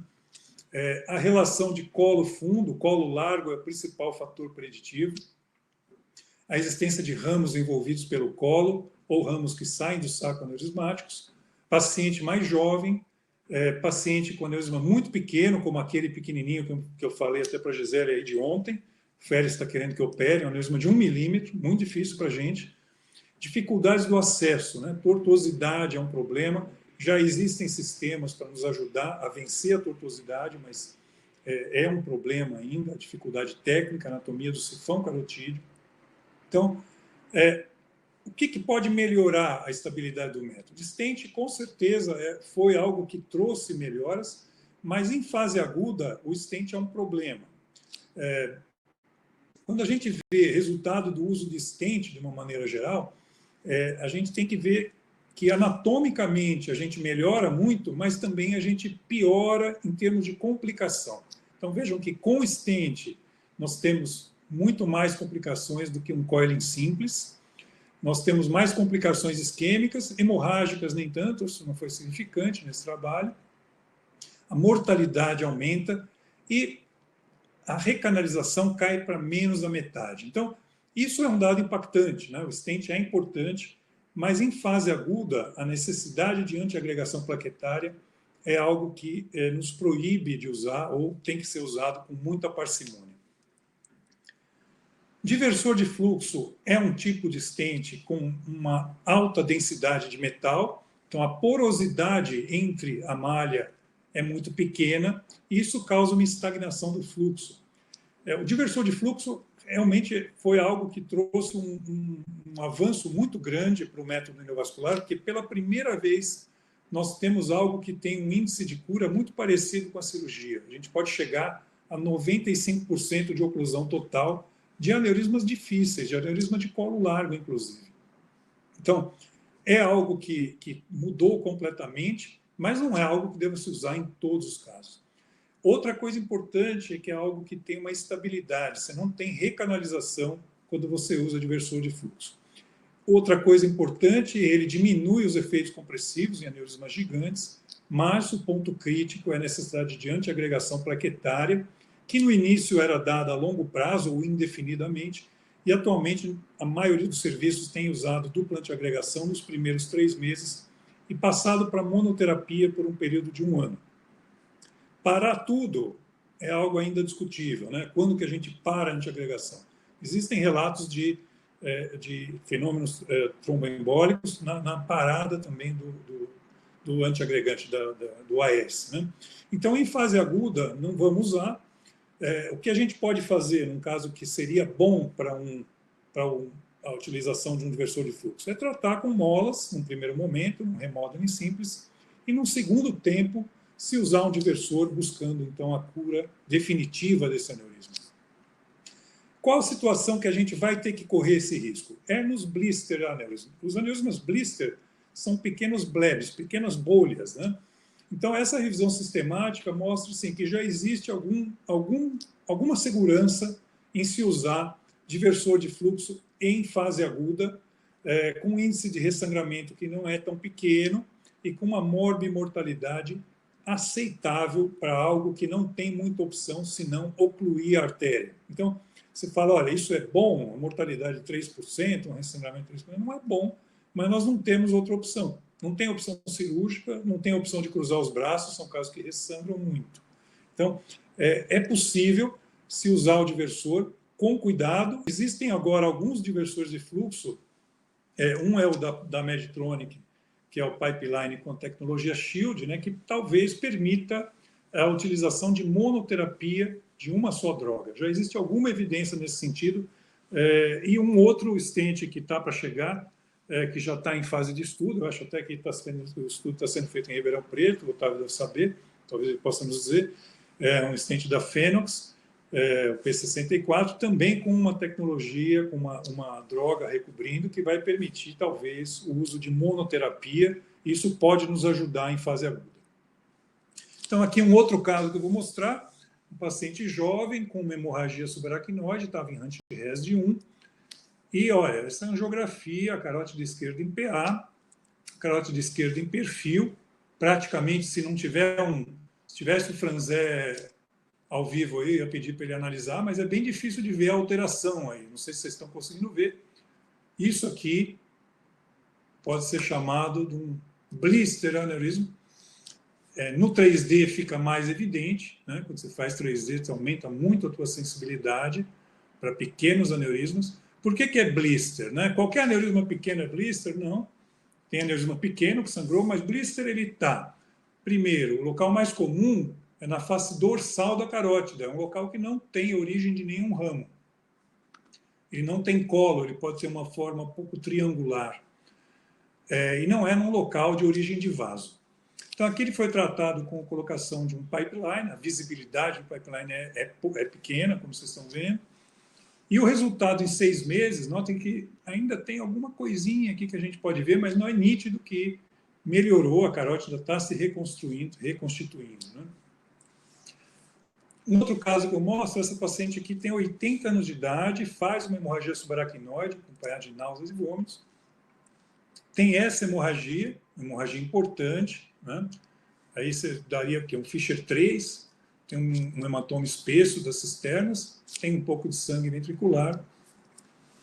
Fez uma angiorressonância porque era alérgica ao iodo, talvez a Gisele esteja lembrando desse caso. Então é um cerebral média, que preferencialmente poderia ser cirúrgico, mas a paciente tem 80 anos. Para esse grupo etário, apesar de cerebral média, apesar do colo largo, eu acho que não tem muita dúvida que a gente tem que tentar algo menos invasivo. Né? São pacientes muito frágeis. Num paciente não fosse roto, talvez a melhor opção envolvesse o uso de stent, mas em fase aguda, como eu disse, nós não vamos fazer. E foi feito um remodeling simples, um balão, coils, um resultado anatomicamente bom. Nós ainda tem algum fluxozinho residual, mas isso não importa. O que importa é esse doente não ressangrar. E ela vai desenvolver vasoespasmo sintomático, ela vai ficar muito grave. Ainda bem que ela tinha uma ótima UTI, tinha ótimos médicos, neurologistas cuidando. E uma senhora de 80 anos, após um mês, ela consegue sair do hospital sem nenhum déficit. Né? Ela nos deu bastante trabalho. Até depois, se a Gisele puder me dizer como ela está atualmente, que nós perdemos contato. Esse é o resultado pós-tratamento do vasoespasmo, olha como estava ruim, só milrinone, sem balão, uma melhora importante. E depois a gente veio a saber que o que estava dando mais sintoma nela era cerebral anterior, não era tanto cerebral médio. Esse é um outro caso, esposa de médico, né? Sempre que eu falo, eu mostro muito parente de médico, paciente jovem, 44 anos, faz uma hemorragia, olha a data aqui, 2005, faz bastante tempo, um aneurisma de comunicante anterior, colo largo, foi tratada com coils, naquela época, o que a gente tinha, o que a gente faria isso até hoje. Fizemos um controle precoce, né? Aneurisma roto a gente sempre controla precocemente, tinha um pequeno colo residual, bastante aceitável. Controle de 1 ano, um colo residual também aceitável, estavam bastante felizes com o resultado. 3 anos depois, uma pequena progressão, mas ainda assim muito aceitável. 5 anos, a gente já está vendo que isso está começando a incomodar, né? Então, tem aqui um aumento. Se a gente olhar só a imagem de 5 anos nesse segmento, talvez a gente não saiba realmente comparar. Né? Já existem estudos com softwares de inteligência artificial que buscam no banco de dados essas imagens e vão realmente comparar pequenas mudanças de tamanho, de forma. Mas, esposa de médico, ela desaparece. Ela fica 4 anos sem aparecer, mora no interior de São Paulo, e volta em 2014 com um aneurisma bem maior. Já está formando aqui realmente algo grande. não tem como crescer para baixo, onde estão as molas, então isso começa a crescer para frente. Aqui tinha toda já a indicação de tratamento, seja ele cirúrgico, veja que as molas estão um pouco mais afastadas do colo, poderia ser cirúrgico o tratamento, talvez fosse até uma boa opção, ou a gente poderia reconstruir com 1, 2 stents, do jeito que fosse melhor. Que com a subtração das molas, vocês veem que já tem um aneurisma verdadeiro aí que se formou. Foi indicado em 2014 retratamento. O paciente novamente desaparece, vai embora, esposa de médico, e volta 3 anos depois, com 12 anos, com essa característica, formando um aneurisma que se orienta para frente. Aqui o 3D, mostrando aqui, então, como um mamilo se formando para cima, para baixo, onde estão as molas, não dá para crescer. Novamente, eu falei, olha, precisamos tratar esse aneurisma e eu acho que agora, não é para esperar. Até que ela sangra, né, faltando poucos meses. Isso aqui foi no fim do ano, olha, era novembro de 17. Eles falaram, agora é fim de ano, a gente prefere não fazer. Em janeiro, ela ressangra com um aneurisma que se formou agora para cima. Pela característica aí do aneurisma, cola, etc., eu julguei que não era possível e ela foi operada em fase aguda com outros colegas. Conseguiram uma reconstrução razoável, apesar de ter tido uma perda aqui da cerebral anterior esquerda, não foi possível preservar, mas ela tinha colateral, sobreviveu e teve uma recuperação razoável. Então, não se pode brincar. Aneurisma que já sangrou uma vez, o segmento tem que ser muito próximo e não se pode brincar com essas recanalizações. Estou acabando aqui, outra esposa de médico com um aneurisma roto, bem pequenininho, aqui de 2 milímetros na origem da comunicante posterior. Foi tratada com uma mola bem pequenininha, bem pequena, né?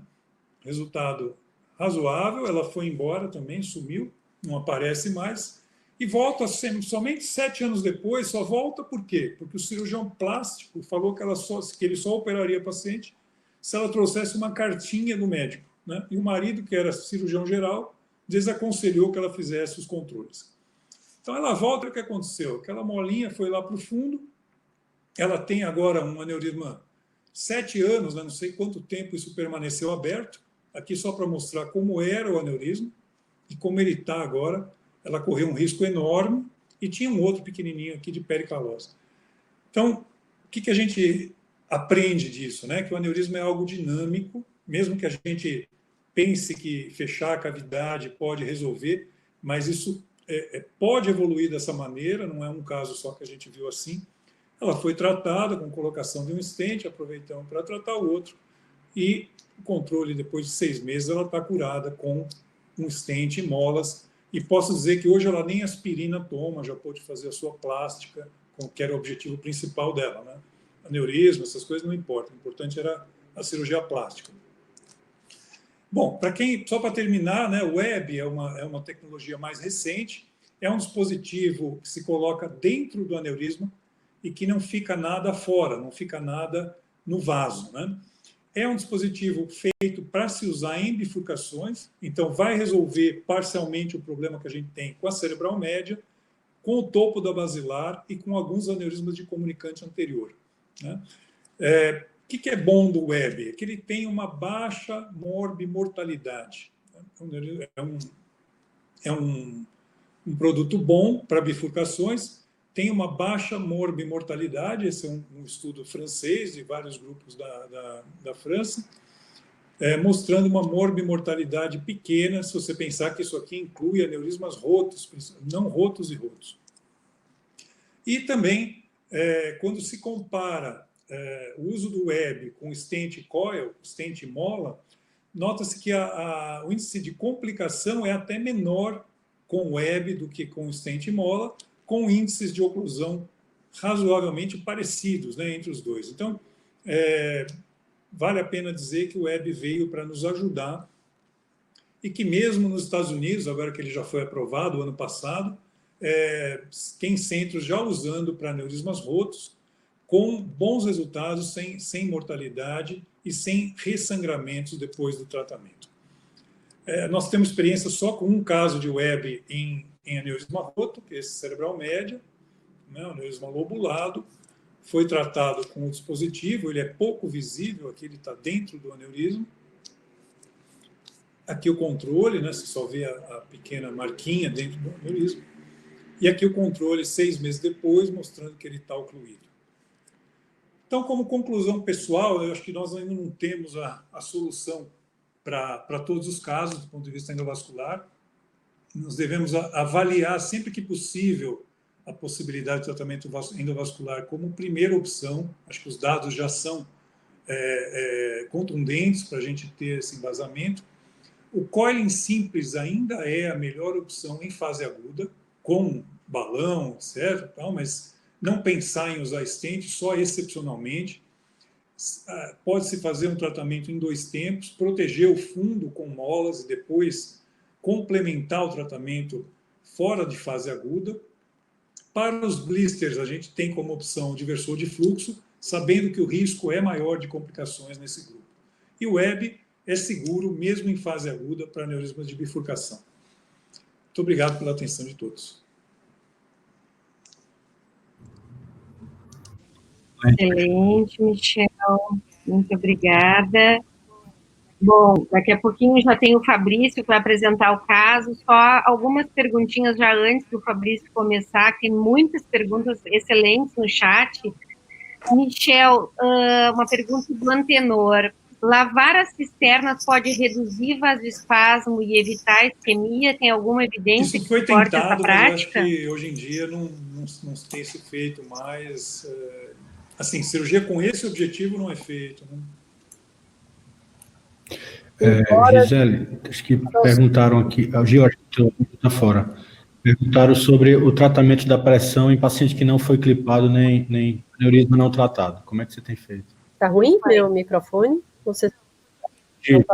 Não, só Não, tô te ouvindo, acrescentando o que o Michel falou, que essa ideia de lavar a cisterna, ela foi revisitada com um estudo que tentou colocar dreno lombar em todos os pacientes com HSA, tá? Então, a Cristel até foi nossa fellow há um tempo, fez uma revisão, porque o serviço dela estava propondo isso. E existe alguns dados de literatura, de você fazer drenagem lombar contínua para lavar o sangue e fazer com que, e evitar vasoespasmo, né? Não tem dado muito forte em literatura, mas existem alguns artigos usando isso, sim, essa é a mesma ideia de fazer a limpeza cisternal, né? Então, alvo pressórico, então, o que a gente usa? A literatura é só aquela que eu falei, então tem um artigo que fala que a pressão não tem relação com ressangramento, e tem outro que fala que sim, e o nível onde começou a ter correlação com ressangramento foi 160 de sistólica. Então, no paciente que não tem um aneurisma tratado, a gente trata a pressão para até 160 de sistólica. Lembrando que se esse paciente tiver hipertensão intracraniana, colocar uma DVE, o que vai guiar o tratamento é a pressão de perfusão cerebral, né? Então, eu vou tratar a pressão para tentar manter uma PPC acima de 60. Gi, e se tiver sintoma de vasoespasmo em paciente com aneurisma não tem o que fazer, não tem, a gente já chorou assim com isso algumas vezes, não tem. Se você induz hipertensão, todos os tratamentos de indução de hipertensão só foram avaliados em pacientes com aneurisma tratado. É que tem que tratar precoce, na verdade, né? Tem que tratar precoce. Fabrício, vamos compartilhando a tua tela. Enquanto tu vai compartilhando a tela, tem mais perguntas aqui sobre... o Daniel está perguntando aqui, entre a primeira e a segunda linha de tratamento, Gi, a terapia de indução, quanto tempo deve esperar? Aquele paciente que começou com sintoma focal... Então, aquela diretriz, aquele algoritmo da revisão do artigo do Ayrton Léo, sugere 1 hora no máximo entre o escalonamento de uma terapia para outra, né? Então, de uma para outra, você teria 1 hora, no máximo 2 para escalonar, né? E eu acho que é razoável, né? Então, assim, entre você diagnosticou, fez o Doppler e levou o paciente, vamos dizer, a linha final de tratamento, vamos dizer que você e o Michel fazendo o endovascular, né? Então, se você passasse de indução de hipertensão para milrinone, você ia chegar na mesa de angiografia com mais ou menos umas 4 horas do início do déficit, né? Então, acho que faz sentido. E aqui eles perguntam sobre a milrinona também, tem várias perguntas, inclusive. Melhor resposta usando intravenosa ou intravenosa, intratecal, exatamente. O que a gente faz na escola é assim, a gente faz endovenoso, quando o paciente falha, Então, a nossa linha de tratamento é assim, bolos de soro fisiológico, não melhorou indução de hipertensão, não melhorou, às vezes a gente até vai para o milrinone direto, quando o paciente tem alguma contraindicação, e depois do estudo da Carolina Rouanet, a gente viu uma resposta melhor com o milrinone, aí vai para milrinone endovenoso. Aí, se o paciente não melhora e a gente tem disponibilidade do paciente ir para intraarterial, aí o paciente vai para intraarterial, o Michel tem, e aí ele me complementa se eu estiver falando alguma coisa errada, mas ele tem preferido, sempre que disponível, usar o milrinone intraarterial, e a gente mantém o milrinone venoso depois. Então, o paciente volta usando o milrinone venoso, e a gente vai fazendo um desmame gradativo depois. Por quanto tempo o milrinone endovenoso, Gi, que é a outra pergunta? Só começa a desmamar depois de 24 horas sem vasoespasmo, tá? Então, aí a gente acompanha com Doppler, depois de 24 horas sem vasoespasmo, a gente começa a fazer um desmame. Perfeito. O problema maior é a hipotensão, né, Gi, nesses casos, às vezes. Né? A maioria dos pacientes ganham na hora junta. Tá? Impressionante. Como a gente conseguir deixar, né? Eu lembro de uma série de vocês também, acho que tinham mais de 50 pacientes, que não sei quem apresentou num congresso, e era exatamente a mesma coisa. Metade dos pacientes precisavam de droga para manter cuidado. Vamos ver o caso do Fabrício, depois a gente segue com as perguntas aqui. Vamos ver, Fabrício. Vocês estão vendo minha tela? Estamos sim. Sim. Então tá bom. Eu vou falar de um caso que eu fiz na terça-feira passada, e vai, acho que, sintetizar bastante coisa que a gente ouviu das excelentes aulas do Dr. Michel e da doutora Gisele, e botando na prática, né, o que a gente deve fazer com o paciente na nossa mão. É uma paciente de 64 anos, feminina. Ela teve o início de uma cefaleia sentinela, seguida por náusea e vômito, e 4 horas antes da admissão no hospital. Ela tinha uma hipertensão arterial de antecedente, uma hemorragia subaracnoide em 2018, secundária ruptura de um aneurisma de comunicante posterior, que eu tratei naquele momento. Ela era minha paciente, por coincidência, quando ela chegou no hospital eu não sabia, e aí quando eu a vi, me lembrei dela. E ela enxergou com uma tomografia, eu vou mostrar na sequência, mais um Fischer 3. Naquele momento era um Fischer 3 e foi realizada a embolização com coil, né? Há um mês ela teve um quadro de infecção por Covid, um mês antes agora da admissão na terça passada. O exame físico dela era normal, exceto por uma rigidez de nuca e bastante cefaleia. Ela tinha um Glasgow 15, sinais vitais eram normais também. A toma inicial dela era um Fischer 3, mostrava um sangue denso nas cisternas, né? Essa era a toma dela de entrada. E o que nos chamou a atenção, todo o laboratório era normal, e ela tinha um tempo de tromboplastina parcial alargado, né? E a história do Covid. Então, isso nos levantou algumas hipóteses, né? O paciente tinha uma hemorragia subaracnoide, Fischer 3, Huntington-Hess 2. Uma das hipóteses foi que ela poderia ter desenvolvido uma alteração da coagulação e desenvolvido a hemorragia. E a outra hipótese foi que esse aneurisma prévio, embolizado em 2018, pudesse ter recanalizado e sangrado, embora tinha um controle do ano passado, de março de 2019, que era o aneurisma estava completamente fechado, apenas com colo minúsculo residual. Por uma das questões importantes para se discutir aqui, devido à pandemia, houve uma perda do segmento. Agora ela era para ter realizado um novo exame em março desse ano, acabamos que não conseguimos realizar, a paciente estava com medo de ir para o hospital, então isso foi protelado. E ela veio para o hospital com uma nova hemorragia subaracnoide. Fizemos uma angiografia de controle, né? O paciente foi para a hemodinâmica, e na angiografia de controle a gente via que aquele aneurisma prévio continuava estável, tinha um pequeno colo residual, né? Mas continuava estável. E a gente eu fui atrás até de pesquisar alguma coisa em relação a essa alteração, a hemorragia, né? E a alteração da coagulação. E esse trabalho me levantou algumas questões da lesão, os dois tipos de lesão indireta ou lesão direta endotelial, a ativação da cascata da coagulação. O trabalho citava isso, mas o que mais me chamou a atenção foi essa alteração das pontes, as junções proteicas das células endoteliais. Isso que eles também relataram nesse estudo. E aí me levantou uma questão, será que esse aneurisma, porque ela tinha um aneurisma contralateral da artéria carótida esquerda, ela tinha um infundíbulo da comunicante, do controle do ano passado, do controle de 2019, ela tinha um infundíbulo da comunicante posterior, e tinha um discreto aumento, um infundíbulo também, da origem da coroideia. Isso é o que ela tinha no controle de 2019. Esse trabalho era uma série de casos e mostrou que realmente esses pacientes tinham o TTPA alargado. Isso me chamou a atenção. A paciente ela foi transferida para a nossa unidade. A gente tem uma unidade no Hospital Centro Médico aqui em Campinas de 24 leitos, que é mista cardio-neurológica, com neurologista presencial. Ela foi transferida imediatamente para a unidade. Foi controlado toda a parte de sinais vitais, o controle da pressão e iniciado o tratamento clínico da hemorragia subaracnoide. E a gente levou para a hemodinâmica, né? Na hemodinâmica, aquela imagem que eu mostrei, o colo residual daquele prévio aneurisma e esse aneurisma, esse novo aneurisma na origem da artéria coroideia, um aneurisma pequeno de 3,6 por 2,3 milímetros com um colo de 1,4. Esse era o aneurisma que a gente tinha. Aqui um 3D, mostrando o aneurisma prévio embolizado e o aneurisminha lá atrás, no segmento coroideu. Acho que agora dá para ver um pouco melhor aqui, né? Está sobreposta a imagem, mas aqui a gente vê bem o aneurisma nessa visualização 3D. Tá aqui.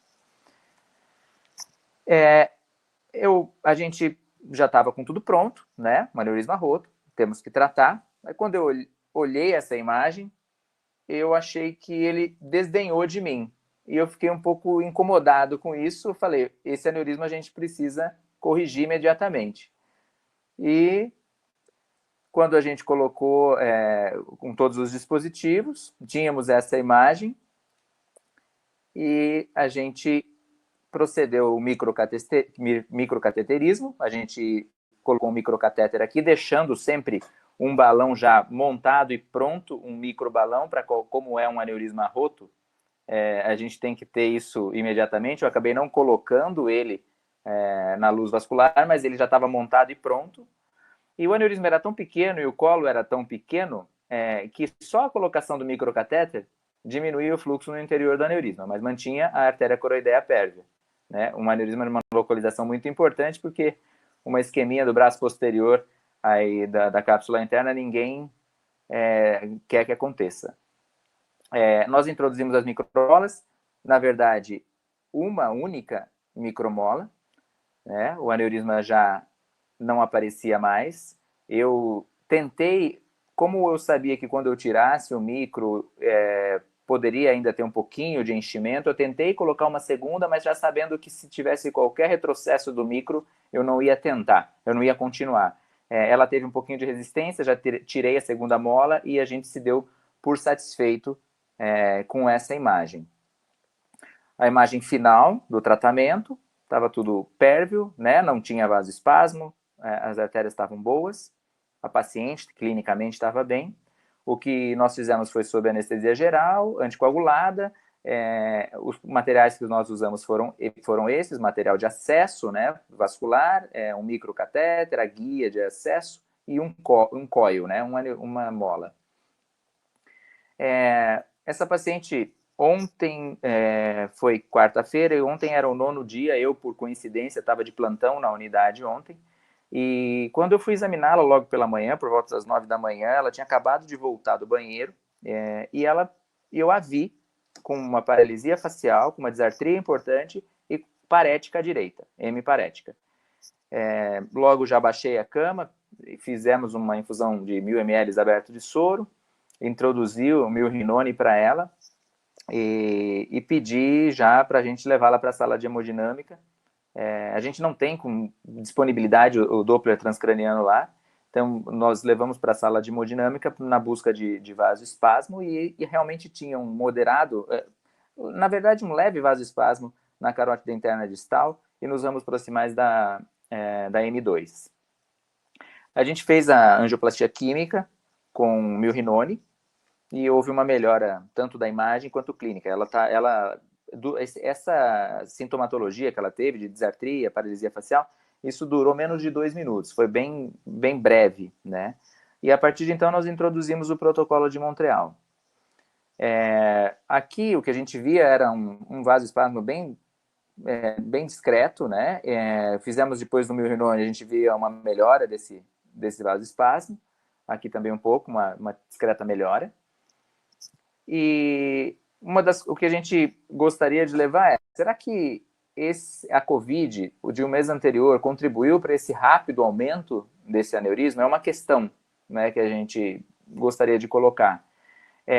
Fica claro o problema que a COVID trouxe, inclusive, para toda a estrutura de saúde, né? O atraso do exame dessa paciente foi determinante, né, nesse desfecho. E a outra questão pequenos aneurismas, eles sangram, e eles realmente, quando sangram, eles podem ser catastróficos, né? Então, isso que eu queria sintetizar, eu acho que sintetiza bastante das 2 aulas anteriores, e para o dia a dia, né, para a nossa prática. Acho que era isso. Muito bem, Fabrício. Perfeito, Fabrício. Bom, aqui a gente continua com várias perguntas. Carlos, eu vou te colocar aqui para falar ou perguntar, não sei exatamente o que é. Vamos ver várias perguntas a mais aqui. Pessoal, pressão arterial pós, então, tratamento do aneurisma. Que algo vocês consideram? Então, normalmente é o alvo que o paciente quer ficar. Uma das coisas que eu acho proscrita é deixar hipotensor na prescrição ou entrar no quarto do paciente pós-HSA. Então, normalmente a gente é bem liberal, a gente só trata a nível pressórico quando realmente o paciente faz alguma lesão de algum órgão-alvo ou quando ele passa de uma sistólica de 230, né? Senão, a gente deixa o paciente autorregular. Respeita aí a fisiologia. Gi, tem uma pergunta interessante, né? A gente até discutiu com o Santiago ontem, né, no Global Stroke Alliance Latin America, né, Sheila? Isso. Latam. Tu tem alguma experiência com o uso de estudo de perfusão em pacientes com vasoespasmo? Bastante. Então, é interessante porque a gente usou... Então, assim, essa é uma das questões de como acho que a Mara até já comentou aí no chat, de como é que você faz o diagnóstico, né, de isquemia cerebral tardia num paciente que você não tem o exame neurológico para seguir, né, então, esse é o interesse de fazer a perfusão. E a gente, até chegar ao RAPID na escola, a gente tinha uma correlação, assim, bem boa de perfusão com o transcraniano, quando a gente não usava os softwares automatizados. Depois que a gente começou a usar os softwares automatizados, realmente essa correlação caiu muito. Muitos pacientes que a gente acha que tem, porque o Doppler está piorando e o paciente clinicamente está ruim, a gente faz a perfusão e não consegue ver esses delays, e aí a interpretação que os thresholds são diferentes, porque o vaso não está fechado, possivelmente ainda tem algum fluxo, e tem alguma literatura disso, né, de você usar thresholds de TMAX e de CBF diferentes do que o que a gente usa para AVC isquêmico, né, então existe sua função e tem literatura muito antes dos softwares automatizados, falando que você pode usar a perfusão para definir isso. Parece que o MTT é mais interessante, né, Gi? Parece que o MTT é mais interessante para vasoespasmo do que o RAPID, né? Do que o CBF. Michel, estão perguntando aqui como é que você procede com a anticoagulação antes do tratamento de pacientes na fase aguda com web. Não muda muito, né? Não muda muito. O que você vai usar não muda o seu protocolo de heparina, né? Tem 2 correntes. Tem corrente que faz heparinização sistêmica, tem gente que prefere só perfundir os catéteres, né? Todo o problema do... Vocês têm que fazer um trial disso, Michel. Porque essa corrente americana versus francesa... Não, mas a corrente francesa antiga fazia heparina também nas perfusões também. Entendi. Depois isso foi parando pela questão de que você não tem muito controle do TCA. Então, ou você controla o TCA, acredita que vale a pena controlar o TCA do doente, ou você esquece o TCA e só perfunde os catéteres guia. não muda muito. O que muda com relação ao web é usar ou não antiagregante. Né? Ele não precisa de antiagregante a rigor, no caso que é roto. No não roto, a gente tem dado antiagregante, sim, porque eventualmente você pode precisar colocar um stent também. Então, para não roto, a gente entra com antiagregação e caso não precise colocar nada no vaso, não continua. Então, deixa decair naturalmente e pronto. Agora, com a heparina, vai depender do teu protocolo, né?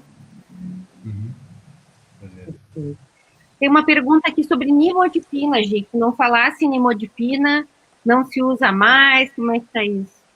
Então, acho que eu falei aqui por rápido, não tem um slide de nimodipina, mas sim, nimodipina é padrão, é que a gente não usa para tratar a isquemia cerebral tardia no momento que ela se instala, né? Então, o que a gente sabe, o dado que a gente tem é de que todo paciente com HSA aneurismática deve sim receber nimodipina por via oral, 60 miligramas de 4 em 4 horas, como profilático até o 21º dia depois do sangramento, né?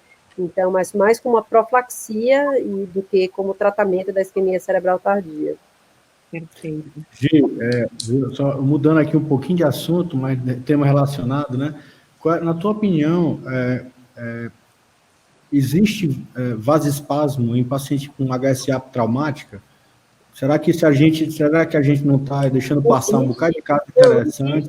Existe. Tem uns dados até interessantes de HSA traumática bélica, né? Então, na época da Guerra do Golfo, quando tem muito sangue cisternal, o paciente faz vasoespasmo, né? Que a maioria das HSAs traumáticas, elas são mais corticais, elas não são na cisterna, né? Isso, então, é por isso que a gente não vê com a mesma frequência, mas se tiver sangue cisternal, sim. E a gente tem paciente a gente tem paciente com hemorragia subaracnoide não aneurismática, por uso de varfarina, que fez vasoespasmo, até uma publicação do Irapuá, a imagem dele, fez isquemia cerebral tardia.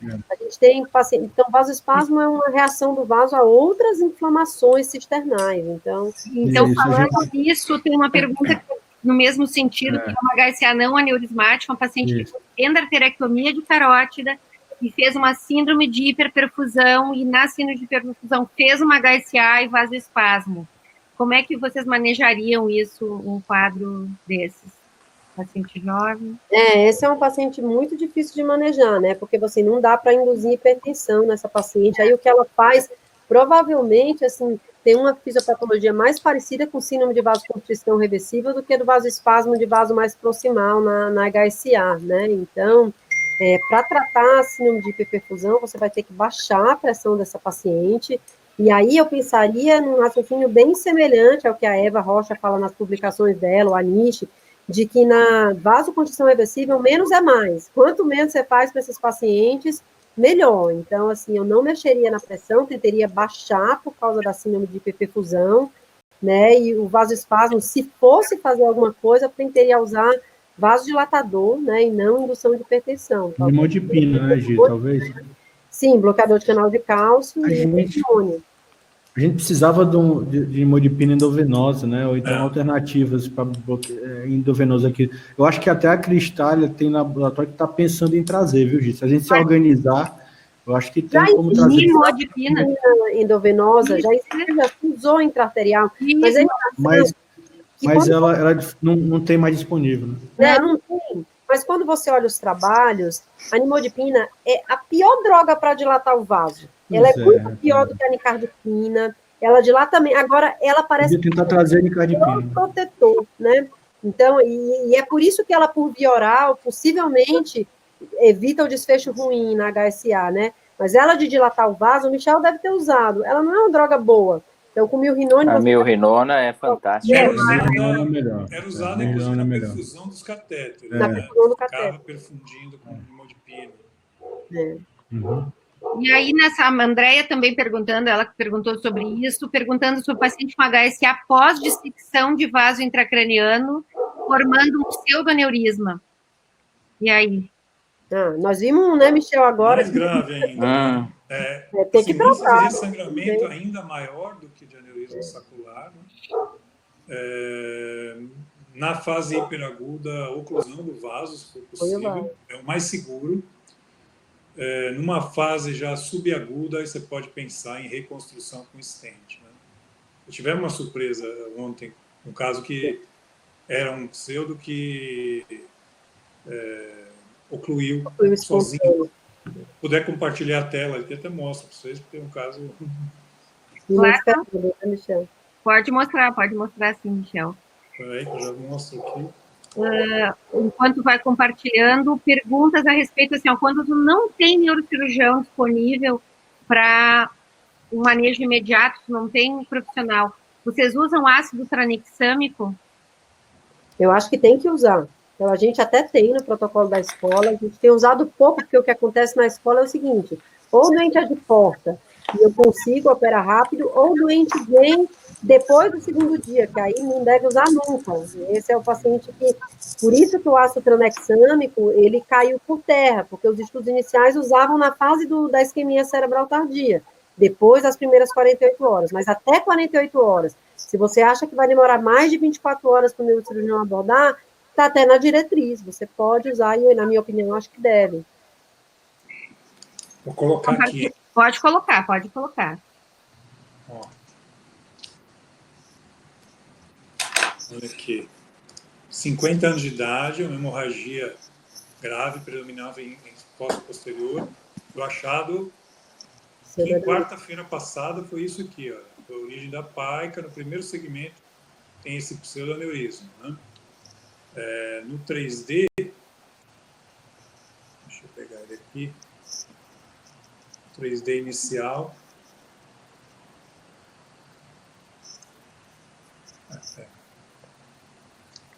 vou achar o 3D da semana passada.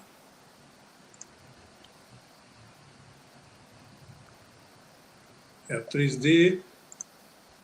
Bom, aí nós nos preparamos para usar um stent, conseguimos um stent e tal. E olha o que tinha uma semana depois, 7 dias depois. Aqui é o coto da paica, aqui a paica sendo recanalizada por essa segunda origem, uma pequena arterinha aqui que refez ela. E a natureza foi mais sábia do que nós, né? Aqui ficou só um cotinho da paica. E mais econômico. Ela está se recanalizando por essa segunda origem da paica, né? A dissecção é algo, ó, isso aqui que está refazendo a paica. Era uma paica importante, né? Não poderia ocluir o vaso, né? Seria um caso catastrófico se fosse reconstruir a artéria, mas ele ocluiu o segmento dissecado. Qual stent você ia usar, Michel? Eu ia colocar um Atlas, que é um stent leve, pequenininho, que passa num catéter fino também, né? Uhum. Michel, uma perguntinha. Vocês têm alguma experiência com ressonância na fase aguda para avaliação, por exemplo, de aneurisma múltiplos? Vessel Wall, eles parecem que estão usando, né, sequências para avaliar a parede do vaso, né, para identificar qual aneurisma que sangrou, né, para ajudar na escolha do aneurisma que você vai tratar. Vocês têm alguma experiência disso? A Paulista começou, né, a fazer Vessel Wall, mas os rotos têm sido decididos meio pela forma. Baseado pelo padrão da distribuição. A gente usa Vessel Wall de rotina para o aneurisma não roto, né, e tem sido aí um marcador meio que definitivo. Até na essa reunião que a gente brinca, assim, toda quarta-feira de manhã a gente tem uma reunião que dura 2 horas, em que a gente discute com a neurocirurgia e com endovascular e neuroclínica, o manejo, né, dos casos vasculares, e a gente até brinca que o Vessel Wall acabou a discussão, que sempre que a gente está brincando, não faz, usa o phases para prever quem vai romper, aí alguém mostra lá aquele Vessel Wall com um realce de parede, você fica vendido, né, porque aumenta em 3 vezes a chance de sangramento. Então a gente tem indicado, às vezes, até para aneurisma pequeno, abordagem com base no Vessel Wall. Agora, o Vessel Wall muito me preocupa, Otávio. Eu tive experiência agora super interessante de um paciente, até de Fortaleza, que fez uma suspeita de era uma dissecção intracraniana, depois o paciente fez um líquor inflamatório, ficou com uma suspeita de vasculite, e aí fez a imagem super bonita, sugerindo mesmo vasculite, com realce concêntrico, imagem bem feitíssima.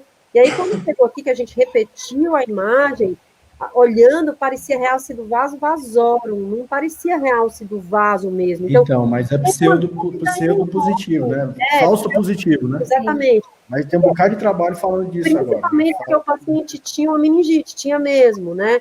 Então, assim, de como interpretar esses casos, a gente tem decidido muito com base nisso, né? Então, e eu nem sei qual é o exame que está correto, no final das contas, assim, pode ser que o exame de Fortaleza estivesse correto, a gente está correndo atrás até biopsiar o paciente, mas decisão difícil e exame que tem levado a condutas, assim, bem definidas. Pois tem uma validação adequada ainda, histopatológica, né? É verdade. E falando em ressonância também, então, se tem usado a difusão para a condução da isquemia cerebral tardia, para avaliação ou para definição de algum tratamento? Então, no Einstein, essa paciente que o Michel citou, essa de 80 anos, a gente usou, tem uma facilidade. Na Escola Paulista tem uma dificuldade grande de fazer ressonância para os pacientes que estão na UTI, então, não. Mas ajuda, eu acho que quando você tem dúvida, né, então, fazer tanto perfusão quanto fazer difusão, eu acho que ajudam bastante. Então, vocês têm usado o Keppra em alguma situação profilática para paciente? Como é que está o protocolo? Porque nos Estados Unidos eles usam praticamente para todo mundo, né? Não, a gente... Aqui só tem o VO, né? Pode falar, Chico. Não, é que justamente a pergunta é, usam fenitoína ainda para todo mundo? Eu não uso mais. Uma opção que eu estava pensando, que a gente estava animadíssimo recentemente, era com a lacosamida, né? Sim. Tinha endovenoso, mas parece que não está tendo mais também, né? Bom, ainda tem. Não, mas vocês acham... Eu não estou achando endovenoso mais, não. A gente ainda tem. O tal do chat aí tá... Mas vocês acham que tem que usar anticonvulsivante para todos os pacientes? Pergunta. Não, o que eu acho é o seguinte, eu acho que até você tratar o aneurisma, eu não tenho dúvida que tem que usar, porque se o paciente tem uma crise epilética, então a descarga simpática, então assim, o que a gente faz na escola? Quando o doente chega, eu idantalizo esse doente, eu até digo, eu não vou esperar 2 dias para ele atingir nível sérico, se eu preciso do nível sérico agora. Então, eu idantalizo, deixo fenitoína até o aneurisma estar tratado. Quando o aneurisma está tratado, eu tiro a fenitoína e é o que eu tenho endovenoso. Então, no Einstein, eu já usei lacosamida, eu acho que é uma opção, e vai vir o breptiracetam, né? Que é ótimo, né? endovenoso também. Mas na escola, a gente deixa até o tratamento do aneurisma. Tratou o aneurisma, sai o anticonvulsivante. O trabalho que associa fenitoína a mau prognóstico, ele é cumulativo. Então, você começa a ver de acordo com o número de dias usados. Então, usar 1, 2 dias nessa fase inicial, não tem problema, né? A balança pesa para você proteger. Depois que tem um pouco de viés de extração também, né, gente? Eu odeio fenitoína. Eu vou dizer para vocês que eu não uso. Acabei de ver hoje um paciente que ficou um mês tomando. Não uso, eu já vi choque cardiogênico com infusão aí. Cardiogênico. Pessoal, excelente. Então, aqui tem mais outras perguntas, vamos ver. Fabrício e Michel, se a gente não tem neurocirurgião disponível e o paciente tem um HSA e está com um HuntRES alto, vocês acham que nessa situação a gente não tem tratamento endovascular disponível? Valeria a pena fazer cirurgia, paciente com HuntRES alto e não tem tratamento endovascular no hospital? Acho que sim. Também. A dificuldade vai ser grande, né? O terreno é difícil, vai ser convencer o neurocirurgião a fazer. Pois é. Aí você precisa de realmente um bom jogador. Alguma ferramenta validada para prognóstico dos pacientes de alto grau, fora a gente ter já os scores, né, que já nos dizem alguma outra coisa fora o score, HuntRES, que vocês utilizem para prognóstico, para definir o que fazer com o paciente? Então, acho que a junção dos scores, né, o vasograde, junto com... Pois é. E a resposta inicial ao DVM. Sim, no caso de... Então, eu vou só responder e esclarecer uma pergunta do chat. Então, o Marcelo está me perguntando se eu idantalizo todo o paciente. Eu idantalizo todo o paciente que chega com HSA até o tratamento, mantenho fenitoína até o tratamento do aneurisma. Não tem sentido fisiopatológico dar 100 miligramas de fenitoína, porque ele só vai fazer nível sérico daqui 2 dias, quando o meu aneurisma já está tratado. Então, se eu acho que é importante dar antiepilético, que a tua opinião pode até ser, não, talvez não seja importante dar antiepilético, tudo bem. Mas se você quer dar você tem que dar uma medicação que vai fazer nível sério, pelo menos enquanto o paciente está em risco, né? Que é quando o aneurisma não está tratado. Então, é isso que a gente faz. Pelo menos 18 miligramas por quilo, né, Gi? Eu faço entre 10 e 15 miligramas por quilo. Às vezes não chego a 18, mas eu acho que tem que chegar em nível sérico. Se você tiver na escola, a gente tem um grande problema que a gente não tem nível sérico de fenitoína. Então, não tem uma opção é você fazer, você pode fazer menos, fazer 10, fazer 15 e depois fazer o nível sérico para saber se está onde você quer. Gi pergunta como que vocês fazem monitorização habitual do paciente com WFNS 4 e 5, Doppler transcraniano, avaliação de bainha, de nervo óptico, eletroencefalograma, o que vocês usam? Então, esse é um paciente que sempre que não volta com o monitor de PIC do centro cirúrgico tem briga, às vezes o paciente volta para, e o Michel é testemunha, então, às vezes volta para passar o monitor de PIC, né, então a gente, a PIC ainda assim, ela não é uma ferramenta única, mas ela ainda é essencial, né, então, monitor de PIC com um DVE, e aí Doppler transcraniano a gente acaba fazendo também por causa do vasoespasmo, né, para monitorar o vasoespasmo, então é bem frequente que a gente use. A gente usa a bainha quando a gente tem dúvida, então, a PIC não está, eu acho que essa derivação não está mais fidedigna, quando tem muito sangue ventricular, entupiu, eu estou em dúvida se eu preciso passar de novo, aí eu estou chegando no 7º dia, eu vou lá, passo a bainha, está ótima, então, 0,48, aí a gente tira o monitor de PIC. A gente não tem oxigenação tecidual, a gente não usa bulbo de jugular, né, então, no Einstein a gente já usou o Lycox, que é oxigenação tecidual com monitor de parênquima, eu acho que ajuda, tá? Na escola a gente não tem como fazer. E para os intervencionistas, sobre paciente pediátrico, casos de pacientes, se vocês já trataram algum, pacientes com complicações, com Fischer 13, hidrocefalia, estão perguntando pacientes, crianças mesmo, entre 6 e 36 meses. Eu não tenho experiência com criança. Michel? Roto nunca tratei, né? Não roto já tratamos, até com diversor, né? É mesmo? É feito em Porto Alegre, aí, com o Raup. Ah, é? Pra ele, né? Tá, Era cavernoso, não vê quase criança. Mas eu acho que criança, pensando na longa expectativa de vida e tudo, talvez seja melhor operar, né? Perfeito. Pessoal, a gente já vai encerrar em uns minutinhos, milhares de perguntas, super legal. Eu só quero mostrar uma coisa para vocês, para perguntar para a audiência, uma situação que não é frequente da gente ver, e eu quero ver o que a audiência faria. Paciente de 59 anos, feminina, hipertensa, dislipidêmica, que chega contando já que tem história de síndrome do pânico, mas que vem assintomática há 2 anos. Ela começou dentro de um elevador, subitamente com uma cefaleia intensa, explosiva, diferente do habitual, associado a náuseas. Antes, raramente tinha cefaleia, e era leve a moderada, e aliviava com paracetamol. Chegou no hospital 2 horas após esse sintoma e tinha um exame neurológico normal, e aí o pessoal fez uma tomografia, que é essa aí, tá? Uma tomografia, em princípio, normal, com essa história. Fizeram analgesia, aliviou parcialmente a dor com anti-inflamatório não esteroide e dipirona injetável e Plasil, porque ela tinha náusea também. O que vocês fariam com essa paciente? Nós vamos votar no chat. Liberam essa paciente com analgesia, pediriam uma ressonância de crânio, pediriam uma angiotoma ou angiorressonância ou faria uma punção lombar nessa paciente?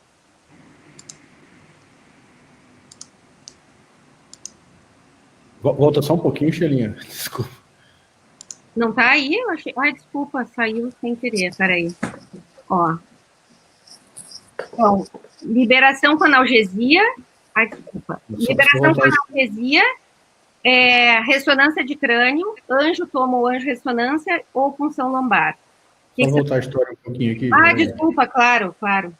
Cefaleia, um paciente com história de cefaleia muito eventual, 59 anos, com história de síndrome do pânico, que teve dentro do elevador uma cefaleia explosiva, intensa, que ela nunca tinha tido antes, associada à náusea.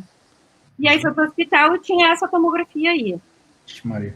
São 63% punção lombar, 31% angiotomografia ou angiorressonância, 2% ressonância e 2% liberaria paciente com analgesia.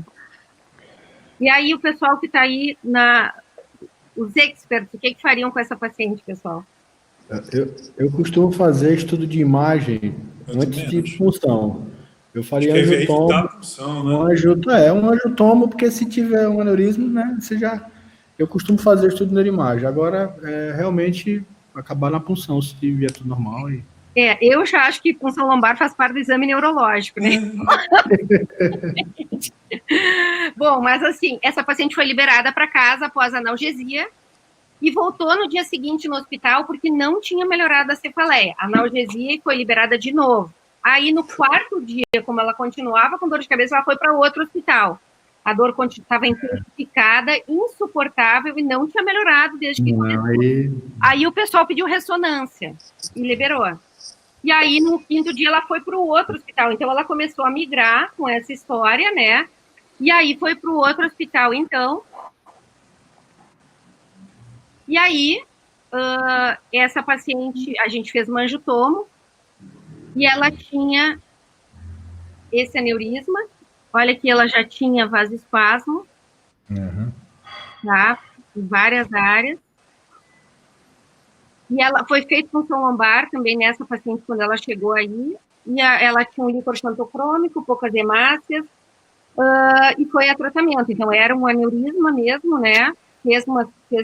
Foi tratado o aneurisma, e aí ela, no 7º dia, começou com paresia no membro superior esquerdo, depois desenvolveu uma espasticidade importante, e essa paresia, o que vocês acham que é nesse momento, pessoal? Então, que dia? 7º dia. Isquemia cerebral tardia. Exatamente. Essa mesmo, não sei se eu botei a resposta aqui. Isso aí, né? Então, essa paciente está fazendo uma isquemia cerebral tardia e ela, infelizmente, essa paciente ficou com ranking 2 no final, né? Saiu deambulando com auxílio, tratou o aneurisma e tudo. Então, eu só quis finalizar essa sessão mostrando as coisas básicas, né? Que a gente tem que lembrar lá no início, que a história é fundamental. E paciente com cefaleia desse tipo, a gente não libera sem ter algum exame que nos dê segurança que realmente não é uma HSA, que essa paciente não vai ter uma complicação mais grave depois, né? Eu acho que nesse caso, a gente, se fosse pedir um exame de imagem antes de vaso, teria que ter o cuidado de saber que esse exame pode vir normal e a gente proceder à punção lombar. Exatamente. Mas por exemplo, um blister, né? Um blister a gente não vai ver. Mas a gente costuma fazer angiotomo logo, né? Porque às vezes você se surpreende com a trombose venosa cerebral, alguma outra coisa que não precisaria da punção, né? Mas com certeza, com a angiotomo normal, vai ganhar uma diferencial principal nesses casos agora. Vasoconstrição reversível. Vasoconstrição reversível, exatamente. Que às vezes aí você não precisa. Exatamente. Então, na verdade, sim, a gente teria feito tomo e angiotomo nessa paciente e iria a punção lombar se não tivesse ali o aneurisma, né? Então tá, pessoal, acho que foi maravilhoso, milhares de perguntas, excelente. Super legal a discussão, obrigada a todos, Gi, Michel, Fabrício. Obrigado. Pessoal, semana que vem, não percam, semana que vem a gente tem uma sessão conjunta com a América Latina falando de telemedicina e como implantar na América Latina, então o pessoal do Chile vai estar conosco, e a gente, além de falar sobre telemedicina, mostrando diversos casos e como é desafiador, né, Otávio e Gisele, que já fazem, a gente decidir à distância, às vezes, alguns casos, então convidamos todos vocês a participar com a gente na próxima semana. Vai ter a palestra de uma palestrante que é ótima, chama Sheila Cristina. Ela vai dar aula também, excelente. Né? Então tá, pessoal, até semana que vem. Muito obrigada a todos. Tchau, até, boa noite. Tchau para vocês.